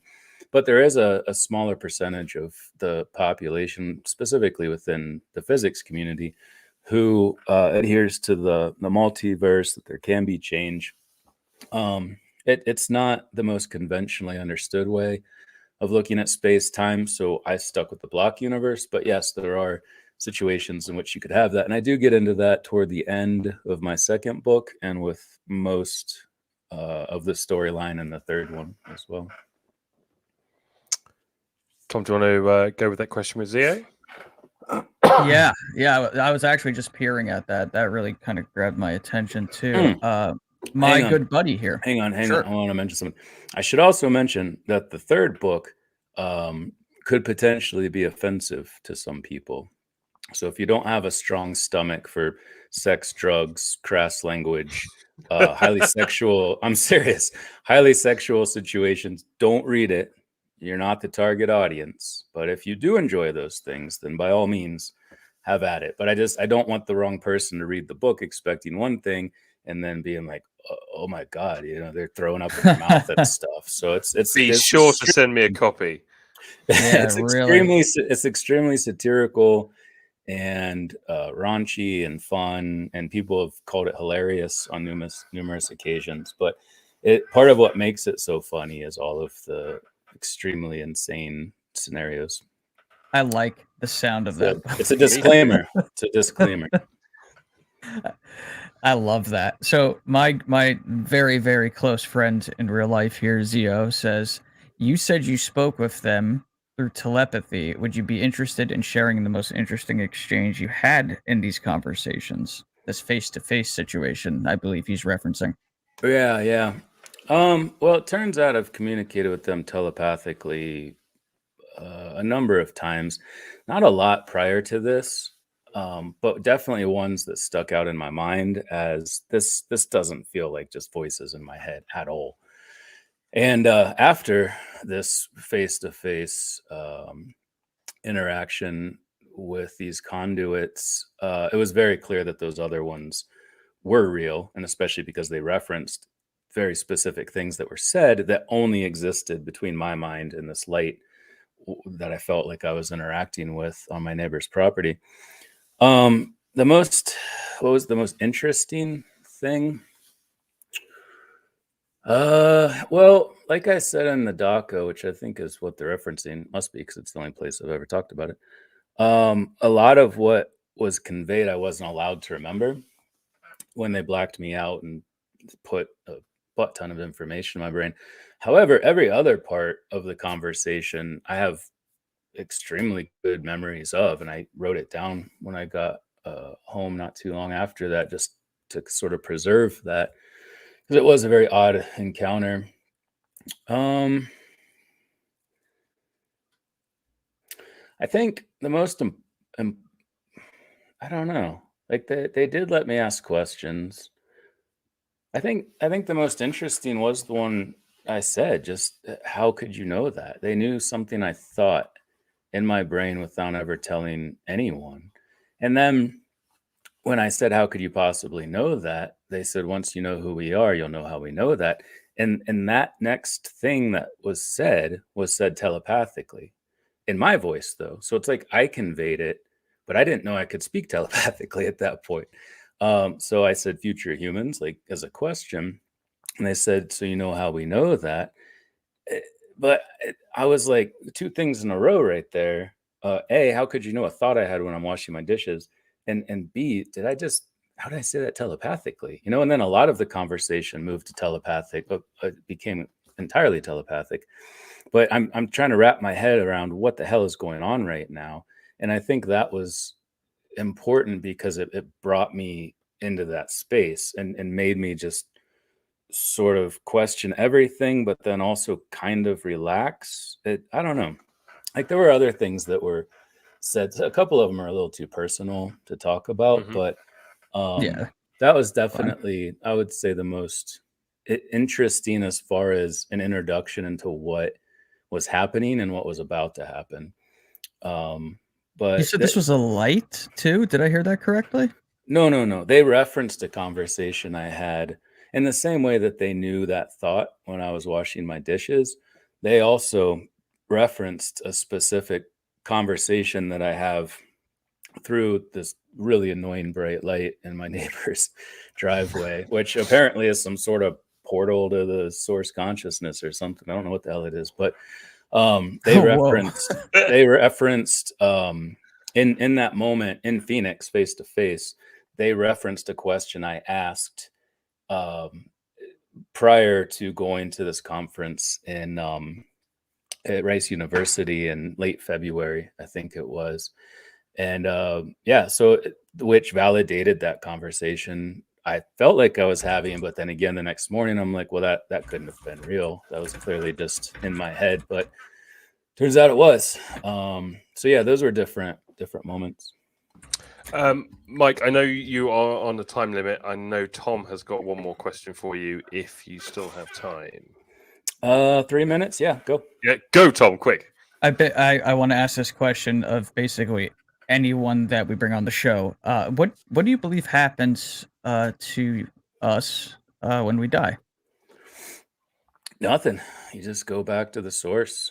The body is left in this time. You're no longer occupying it, but you go home. Go I home. like that answer. My friend in the chat here too is, I think, because we're talking back and forth through Discord. He's had a lot of experiences that sounded very similar to what you were just describing, having this conversation with whatever it was, and he is enthralled right now. I just wanted to let you know he hears a lot of his own experiences and yours, which again is fascinating. How getting many that shared a lot. stories are happening here? A lot of people Yeah. in the chat are like, Yeah, "Oh there is. yeah, me too, me too." It's really Yeah. that's it's data. been great for me too to hear that from so many people. I've been bombarded with all of these really genuine, heartfelt thank yous and then accounts that I can learn from too. Like I said, it's a give take, even though it was hard to talk about, it's important that we do. So onward. Mike, That's fantastic. thank you so much for your time. We really appreciate it. I know Absolutely. you've got to go and do the school run. I do. So we will leave you here. I will send you a message and thank you again later on. But for now, we will say goodbye. Tom and I are going to carry on with the show. We've got some more things coming up. Enjoy the rest of your day. Thank you once again. Thanks. You too. Good chatting with you, Thank you fellas. so Take care. much, Mike. It was nice to meet you. You Yeah, too. really great. Bye. Take care. Bye. That was one of the most interesting conversations I think I've ever had with another Homo sapien. Wow. And he's, what's really, he's so bright and so intelligent and has such a strong command over the English language, but yet you understand what he's talking about. What a really he's a unique guy. Like he's had experiences that I think the average person would never expect to hear someone of his stature ever speak about, ever. Like you wouldn't suppose that, say, I'm just going to throw something random out there, that like a professor from Stanford is going to just come up to you and tell you about the time that they thought they were communicating with source consciousness, or like, Yeah. so it's really powerful Excuse me. to hear that. And I really have to dig into this documentary that he did with Jesse Michaels. I'm gonna try to get him on the show, because he's brushing shoulders with a lot of these people, and I think he and I have Yeah, he roughly is. the same amount of followers on Twitter. So I think he'll at least be able to see me. You know what I mean? I'll be visible to him because that helps. So let me see if I can try to reach out to him. I would love to hear his take on it, because he's also very, very intelligent. And I just appreciate you, Digby. I appreciate everybody in the chat for your interest in this, because like he had said, it's mind-blowing when you meet people that don't give a shit about this. It's like these are some of the greatest questions that we could ever ask about ourselves, this world that we just all woke up in one day for no reason, and you don't care? So I really latch on to the people that do care, because it's huge, it's massive, it's like, it's everything. I wake up every day in this reality just like the rest of you. If I can have a better understanding of what the fuck I'm actually living in, why wouldn't I ask? Why wouldn't I pursue that? Yeah. It's massive. It's it's my mind is still boggling from the conversation. I think as soon as you start talking about time travel, anytime you start talking about time travel, it's a bit of a head fuck. Ooh, but buddy. also, I just have to say as well. I mean, Tom, I said this to you privately in our own chat, but he's a very cool guy. He's really funny too, man. And shout out to Nettle the kitten. And just like, I know. Shout out to Nettle the kitten. So there's a lot of moments from that interview that we can clip. Some of them are really fascinating, and some of them are humorous too. I mean, like Dr. Masters introduces the world to Nettle the kitten. Like, you know what I mean? Like, you could have that, but some of the stuff that he said about Neil deGrasse Tyson and how anti-scientific, situations are occurring. That I really want to put out.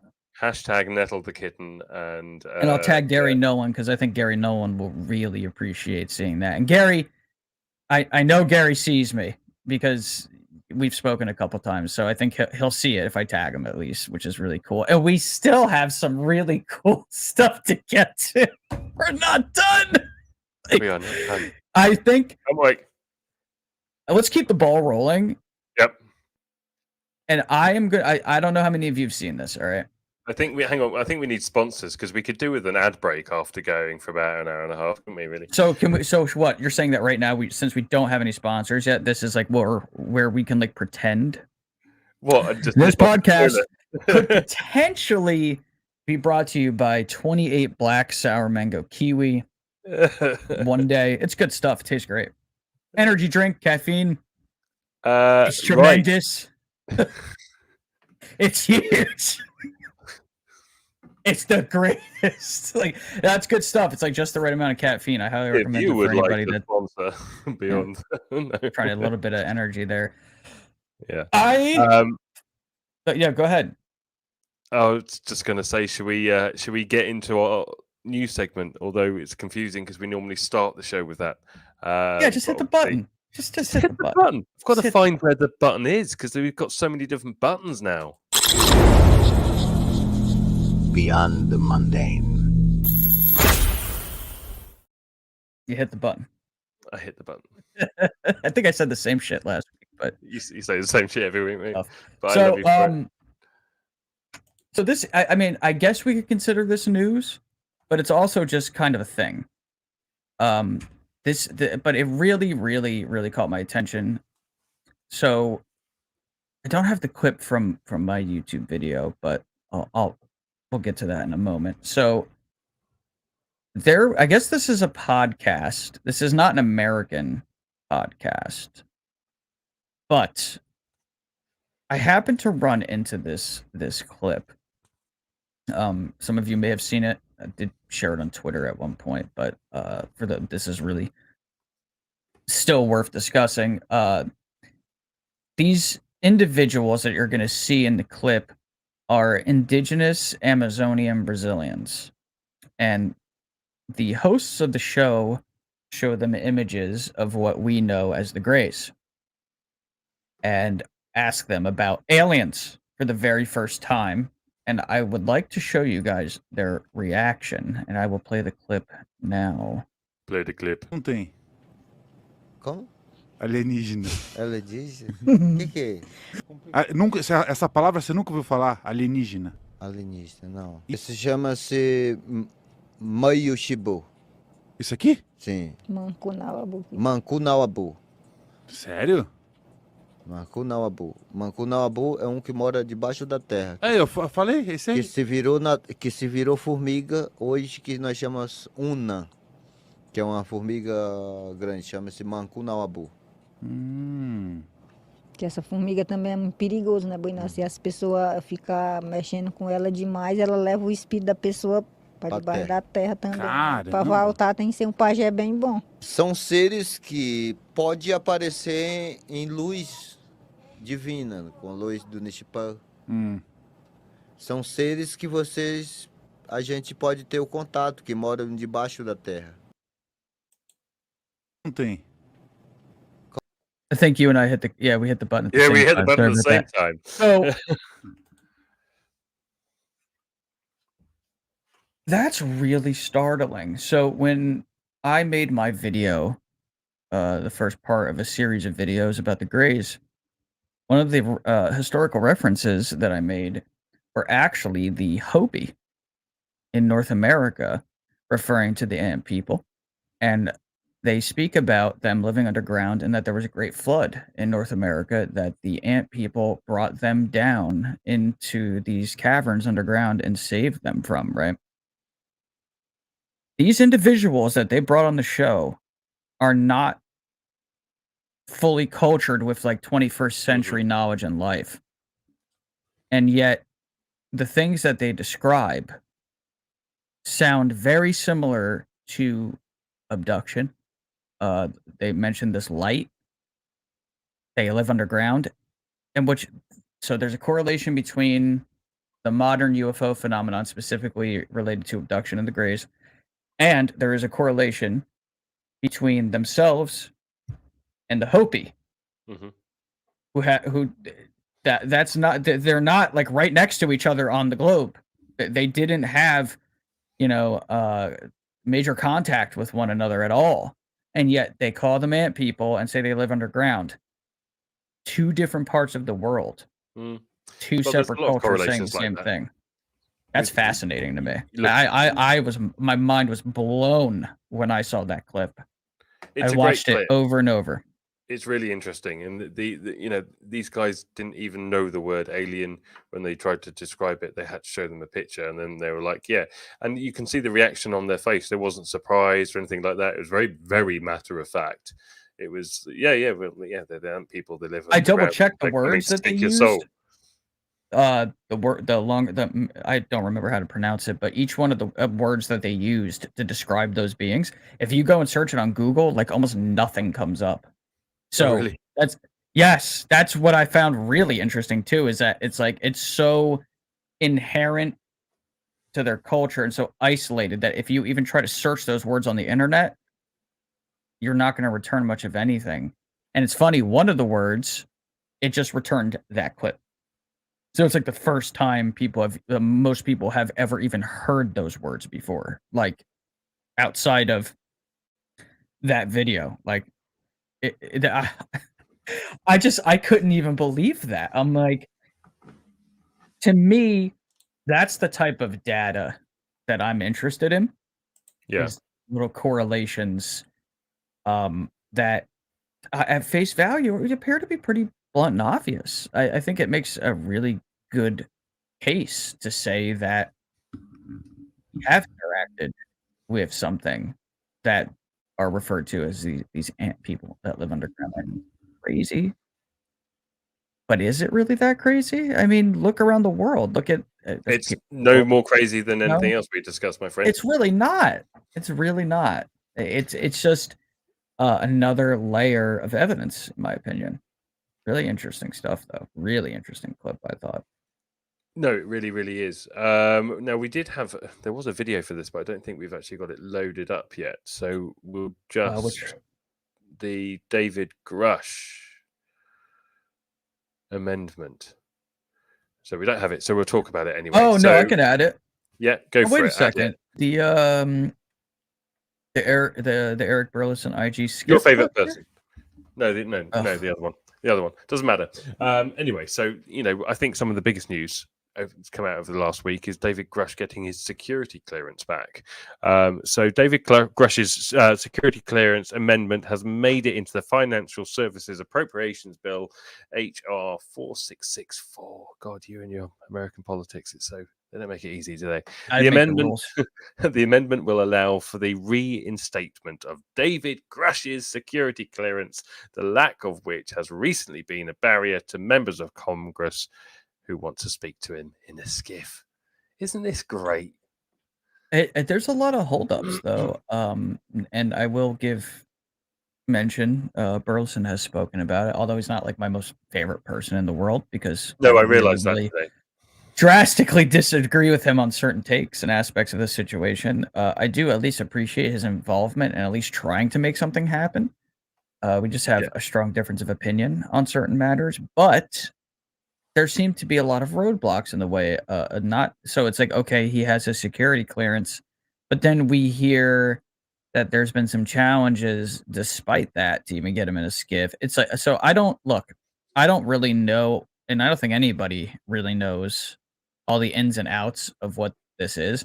But in my honest opinion, the fact that we are seeing it play out this way to me is indicative of the fact that this is serious. This is major. I mean, I agree. if this was bullshit, would they really go through all this? Would there really be such an effort? Come on. Unless they never wanted to work in politics. They ever know again. more. Somebody knows more than what we know about the situation with David Grush. I'm telling you. Like, No, I agree. Yeah. But Should we go straight from your favorite person to your favorite person again and go right into our next? I guess we should. Does- Yeah, we should cover him, right? We should cover the clip. Yeah, for sure. If Absolutely. we can get some specifics, some specific information about what programs that he was referring to, where the locations of these devices are, where the bodies are. So I just want the specifics. Now there is a chance that we might be able to get some of those specifics this Thursday morning. We have another meeting with the Inspector General in a skiff, and I am told that Grush has signed a release to allow for his report to the IG to be released. It is uncertain whether they're going to give us the actual copy of the report or let us read it in the skiff, or whether they're just going to give us a summary. I'm afraid it's the latter. I'm afraid that they're just going to try to give us a summary, which is not going to be acceptable in my book. I want to see the document. Okay. And then I want to be able to bring Grush in to ask questions. And if we have time to read the document, we'll be able to ask educated questions about the contents and the work that he produced. Let's just leave that there because it does go on for quite some time. But getting the IG into a skiff again, bringing in the report from David Grush. David Grush has released that. What do you think is going to come out of it, Tom? What do you think? Do you think we're going to hear anything from this, or is this? Are they just going to give general information from David Grush's report and yet again no specifics? I think it's probably going to be mostly the latter, but with a couple breadcrumbs. But it's really all going to depend on how that goes and what is actually brought up. Think about, in a very simple way of examining all of this, what we're talking about here. You are bringing in an individual who apparently has information about the greatest secret that has ever been. If he gives names, locations, etc., like the juicy, the most important details that one could really retrieve from his testimony, I feel that some of it won't necessarily leak at first, but there will be an allusion to it, like, we may hear, hey, names were given or locations were given. But as Michael said just about 45 minutes ago, this whole disclosure situation, he just, we're chipping away. It's going to be another strike of the hammer on the stone, I believe. And more is going to come off and crumble as we get closer to the truth. The more things like this I see, the more snippets, the more breadcrumbs, the more it's leading to this that I see, the more it just looks completely and utterly orchestrated, and that every politician that is a part of this at the moment is playing their part. Do you understand what I mean? Do you get what I mean? I sure No, do. But I let's sure put it this do. way. If you are a politician and you believe in this sort of stuff and you are on the up, and you're trying to make a name for yourself, you're trying to make a career for yourself, this is not the subject to do it with. This No. is the subject where you could potentially be ridiculed and lose your career and be made a fool of to your home state, all of this stuff. It takes some serious cojones to be a No, it politician does. to stand It for this. really does. So why do it bravery unless? involved. Yeah, but is there though? So why do it unless you are part of the process?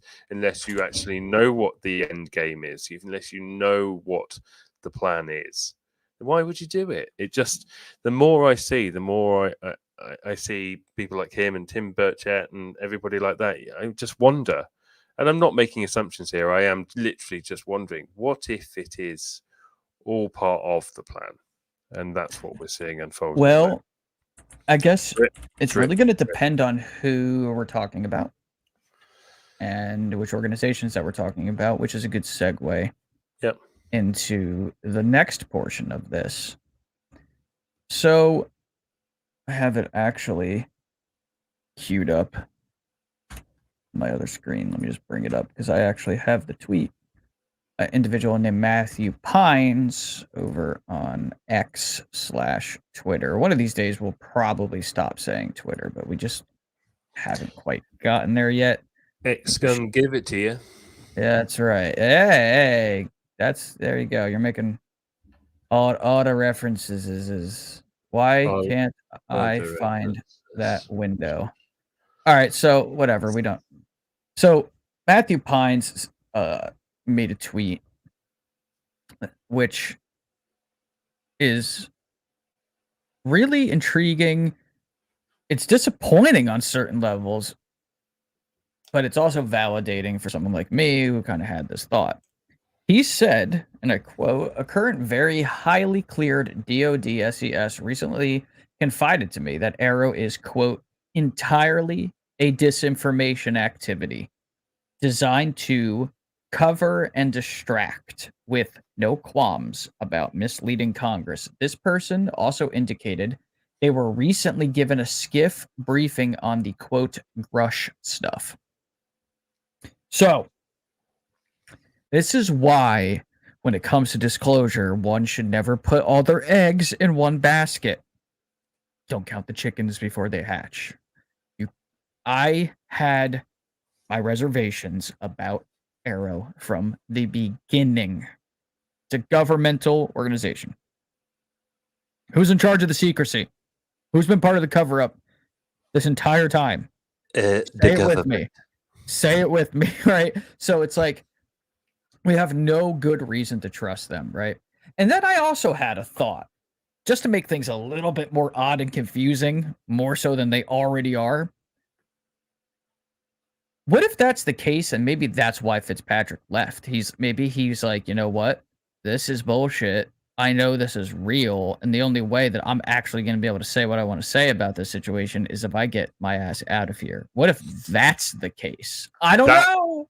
I don't know. Be the biggest plot twist of any movie. I'd love it. I would love it. I hope that's the case. I don't want to like him. Don't do that to me. I don't care about liking him or not liking him. I want the truth. That's what I care about. I want the truth. I agree. I can't find this. I don't know if you saw this. Post Disclosure World had shared something. You know, UFO Jesus, the guy with the beard. I talk to him on Twitter sometimes. He's funny. He had made a post. I can't find it anywhere, though. He made a post that apparently there's a colonel who's going to be coming forward that is potentially a first-hand witness. And I don't know if any of you guys in the chat know what I'm talking about or have heard it. I believe I saw it at some point earlier today. I thought I saw it on his profile or on X, but I don't know. I can't seem to find it anywhere. But something to keep an eye on. Maybe he deleted it. I have no idea. But they're waiting. They're coming. Let's move on to the next bit. So Shall we've got 2 more bits to cover, 2 more videos to go through, and then I think we'll probably call it, in my case, a night, because time's getting on and I'm not getting any younger. So let's go with our good friend Ross Coulthart first, and then we're going to end the show with one of our favorite human beings, Mr. David Crash. So let's hear what Ross has got to say. By multiple sources that one of these objects was so large they put a building over it. And a lot of people have been very angry with me for not revealing where that building is, and for good reasons that will become obvious when it becomes public. For good reason, I can't reveal why, but the building serves a dual purpose, and that other purpose is extremely important for national security. And even though I'm a journalist and I think it's important that people reveal things that are criminal or illegal, I can respect and understand why the location of that particular object can't be revealed. First of all, it looks like Ross Coulthart has had some plastic surgery. What? Do you not think? He's looking very... Anyway, love Ross. Really, really do love Ross. And second He's of a all, man. he's talking about the Pentagon, is he? I don't know. Oh. No, No? because he said it's outside of the continental United States. Oh, he did. Yeah. No, you're right. Fair enough. So where else then? Yes. It's got to be some. It's obviously some well-recognized building. Well, maybe not necessarily, but it's owned by the United States. It sounds like it's possibly somewhere in Europe. But he All the keeps cool bringing things up that in it has Europe, a mate. dual purpose. So, trust me, man, there's a lot of sleuths on this one right now. How are we going to know? But he seems to think that it's going to go public eventually. Well, Also, that's why he's saying it. Otherwise, I found the tweet that I was actually referring to just a minute ago, which is a pretty big deal. So this is from Post-Disclosure World. I'm sure a lot of you guys are very familiar with him. It said, just as UFO whistleblower David Grush is just the beginning, so too is former Colonel Carl Nell, and perhaps we'll hear more from him soon. As the witnesses pile on, the mind virus hypothesis will become less credible. And from another post that I saw earlier, so it must have been somebody that was sharing this particular post. Shout out to Post Disclosure. Apparently, it's believed that this individual, Colonel Carl Nell, is a first-hand witness.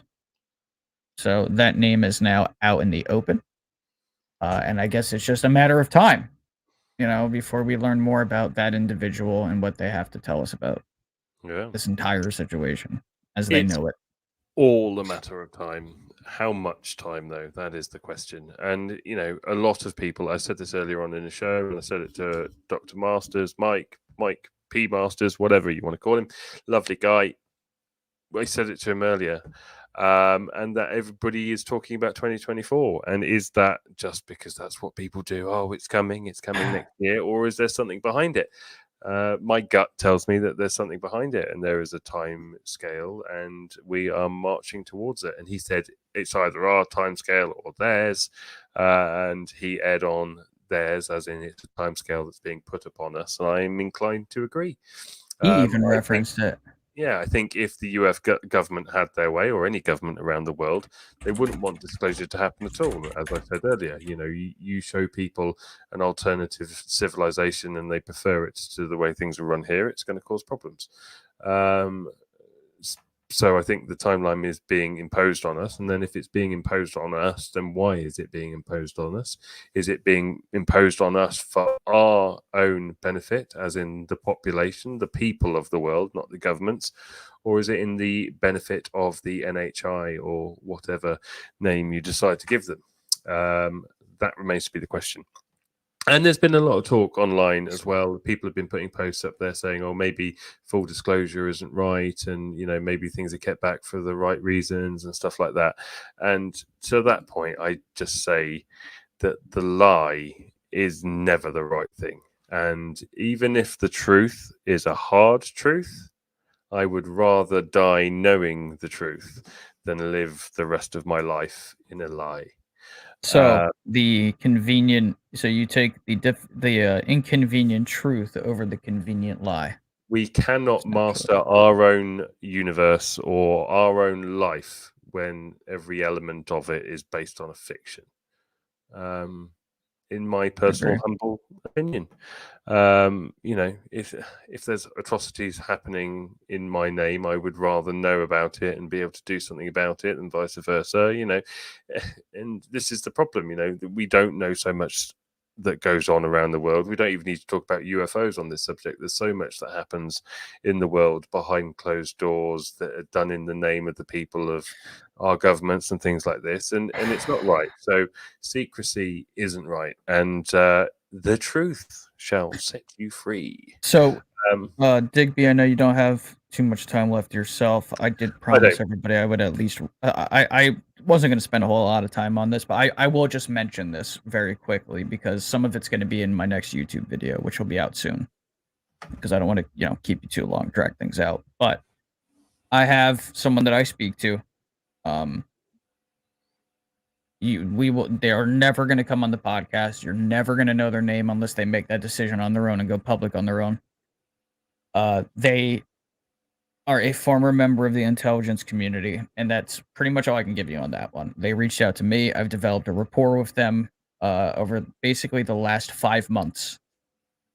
And I just want to at least mention that there's been a portion of what they've been telling me about that is so weird, and yet for some odd reason still so believable. And I will kind of, I guess, turn this in. Yeah, I guess we'll make this speculation station. Oh, hang on. You just threw that on me. Hang on. You've got to give me warning. Speculation station. No, I mean, it just popped into my head. That was your warning. This is why we need a producer, Tom. Yeah, no kidding. We do our best. So, I'll try to pose this question. How would you feel if you knew that with some of the black money that's been funneled from taxpayer dollars to for black projects and things of that nature, how would you feel if you knew that there was a nice chunk of that money that was being used in experiments that are essentially a blend of technology and ritual magic? I'll just be very blunt. I know it sounds nuts. Even I'm still trying to wrap my head around it, but if you know anything about Jack Parsons or Aleister Crowley and Lamb and things of that nature, now take that and put it in a laboratory setting where things are being monitored and analyzed and perhaps attenuated by use and by way of technology. And that's essentially a little detail of what this individual was telling me about. And so it's like, well, what's the purpose? Some of these individuals involved with this are part of that little group that we all know as the Collins Elite. They think that they're essentially getting into contact with demonic forces. And it's like, well, why? If they're afraid of these forces and they fear them, what are they doing trying to talk to them? Well, apparently, they're trying to strike a deal with them for something. And he wouldn't go any further on that one. It's fucking weird. Like, it's weird, it's creepy, and it's at the same time not even all that surprising with how weird things are getting. I'm like, okay, so you mean to tell me that they're taking billions and trillions of taxpayer dollars to basically run experiments where they contact interdimensional malevolent entities in the hopes that they can talk them into what? Leaving us alone? Yeah, sounds about right. Because they're afraid of them. Straight up. Go read Nick Redfern's book, Final Events. Like, it's a heavy source for my next video. Something I use as like a backbone reference. And it really seems like there are groups that are doing this. It's weird.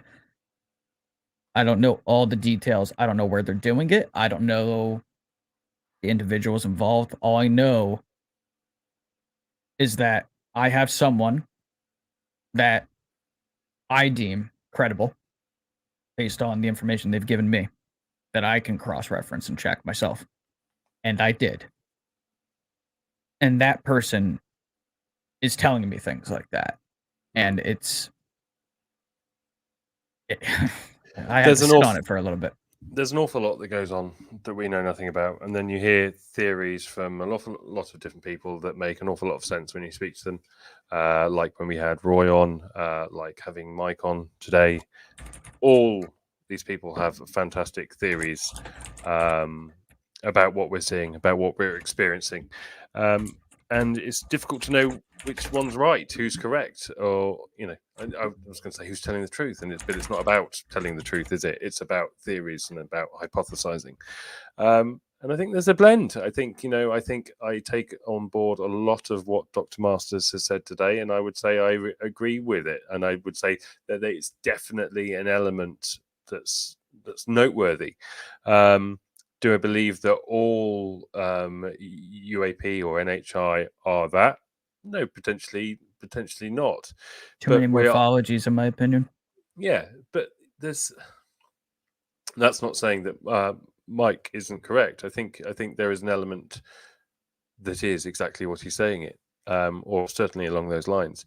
But Absolutely. I think we're seeing lots of different things, and as you say, lots of different morphologies. And David Grush has alluded to the fact that some of these beings may be more sort of spiritual and other dimensional rather than temporal or extraterrestrial. There's so many elements here. There's so many potential new species. There's so many potential outcomes for the situation at the moment. And if we are in the countdown to some form of disclosure next year, one thing I will say is that if that is the case, life will never be the same ever again after next year. And with that being said, Digby, I think because you did mention it, we should quickly play the David Grush clip. Yep, we'll play the David Grush clip, and we'll from there. As far as you are told, and as far as you can, of course, how many UFO or UAP crafts are in possession of the U.S. government? Queste precise informazioni mi sono state fornite in un ambiente classificato e le ho a mia volta fornite alle autorità. Come ho detto nella mia intervista a News Nation, ce n'è un buon numero, diciamo un numero a 2 cifre, e anche se non sono autorizzato però a rivelarne il numero esatto per motivi di sicurezza. Inoltre, come ho detto in una recente intervista a un canale YouTube chiamato Yes Theory, dovrebbe essere il Presidente degli Stati Uniti o altre personalità a fornire le informazioni precise, perché io non ho tutti i dati, non conosco tutte le ramificazioni. Poi bisogna sempre ricordare che se si danno cifre precise ci sono sempre servizi di intelligence stranieri tipo Russia, Cina, che potrebbero guardare questo video e usarlo per verificare le loro informazioni, e io non sono certo qui per fornire ulteriori dati a servizi di informazione stranieri. Per questo devo essere sempre molto cauto nel dare cifre, non perché non voglio essere trasparente, ma perché so che questi servizi vedranno questo video. what about the biological aspect? How many bodies were recovered as far as you were told? Only dead bodies were recovered or also living biological entities? Di sicuro questi sono numeri come quelli dei recuperi da schianto, cioè a doppia cifra. I reperti biologici presentavano differenti morfologie e si trovavano in stati diversi, ma non posso addentrarmi oltre a livello pubblico. Ad ogni modo, voglio incoraggiare il Presidente e altri che ne hanno titolo a riferire pubblicamente sui recuperi di reperti biologici ed esorto il potere esecutivo del nostro Paese a informarne il mondo.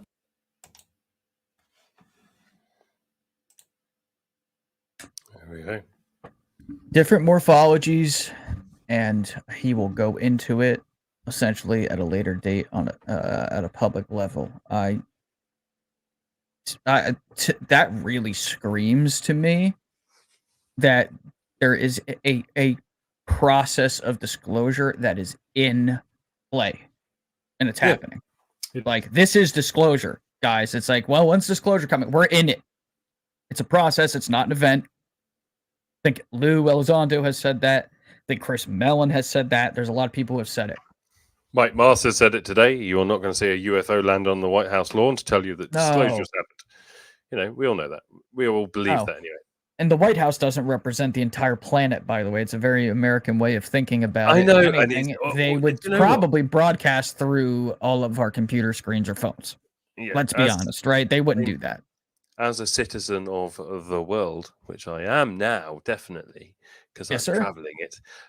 It's so frustrating when everything is in reference to America or American politics, American president. You know, I feel bad about that sometimes. It's as an American too, and don't get me wrong, I'm very, very, very proud to be a citizen of the United States of America, and I'm very proud to try to live my life and represent the best core ideas and values of the country as far as freedom for everyone, everybody's created equal opportunity. Like, those things to me are some of the most beautiful ideas that mankind has ever come up with. And this is like, you know, our country is supposed to be like the good grand experiment. But, you know, I feel like sometimes other countries get lost in the mix when you're a citizen over here. I'm sure that happens to some extent in other countries as well. Like, if you live in Germany, things are very German, right? But it feels like the United States a lot of times has its big eagle wings over everything. And sometimes I wish we would tone that down just like a little bit. It is what it and is. You know what I mean? But I United States to me, at its core and spirit, the good people of this country, I feel most of us are a representation of the good things that this country is supposed to stand for, honestly. Yeah, I agree. I think we're going to leave it there, unless you've got anything you want to add on to the end. But for me, I think bedtime is calling. Well, I guess I'll just say big thank you again to Dr. Masters for being here. That was a really, really insightful conversation. I'm really excited to go check out some of his other interviews that I have yet to see. I want to see this little doco that he kept referring to. Shout out to Nettle the Kitten for making an appearance this evening. Yes. And Digby, thank you for being here with me, and thank you to everybody in the chat. Paul, Fringe, Zio, Heather, Eric, and many others. Little favor to ask everybody that's watching us. As you can see, we are now only streaming on the podcast channel and on our Twitter page, and also tonight on Tom's Twitter page. We're trying to get this show up and running and going, and we've had moments of excellence on the show. We've had episodes where it's reached 10, 15,000 people through X, which is fantastic. But we are really trying to build up our audience here on YouTube. So if you haven't already, please subscribe to the channel. And if you dare do so, please share it on social media platforms. Talk to your friends about it, because we would really love to make this show go as far as it can go. Tom and I both love doing it, and we love doing it live because we love seeing the comments. We love giving you guys the opportunity to interact with the guests, and the more subscribers we get, the more views we get, the better guests that we can get. So thank you to Dr. Michael Masters for taking the time today out of his extremely busy schedule to come and talk to us. I hope I didn't harass him to come on too much. Oh, it worked. So yeah. Well, I'll just use the same model next time. Yeah, right. So from me, until next week, I'm going to get some beauty sleep because I've got to wake up tomorrow in paradise and do nothing. And you dick. Actually, you know what I'm doing tomorrow? Do you know what I'm going to do now? I'm going to go lie in bed and I'm going to watch the last episode of Loki. So I'm turning off the comments now. Oh, so yeah. I heard season 2 don't ruin it. Fire. I haven't seen yeah. it. I haven't seen it. No worries. No worries. I haven't even seen the first season. Don't worry. Oh, man. It's great. It's great. It's great. Big Marvel fan. I'm totally Love that character, though. I am too, though. Marvel's fantastic. And I guess I'll tell you right now, too, Digby. Like, we have a couple people lined up. We will definitely have, as far as I can tell right now, a guest for next week. And I'm not going to say who or anything of that sort because there's a couple different people to pick from that have varying schedules and such. But look forward as the audience to another guest being on next week. And of course, I'll just reiterate, if you are an experiencer or feel like you would love to contribute to the show, have a conversation with us, and come on as a guest, please feel free to reach out to us.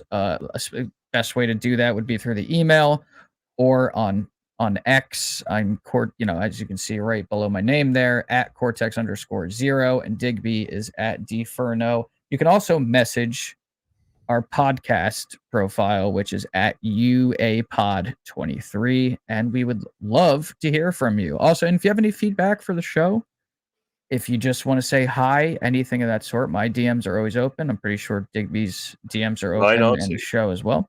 And the feedback really helps. If you have any ideas, topics that you'd like for us to cover, cases even, if you have evidence to put forth, please send it our way, because that's exciting for us, especially if it's something we've never seen before. It's very cool to be able to air that on the show. It is. It is.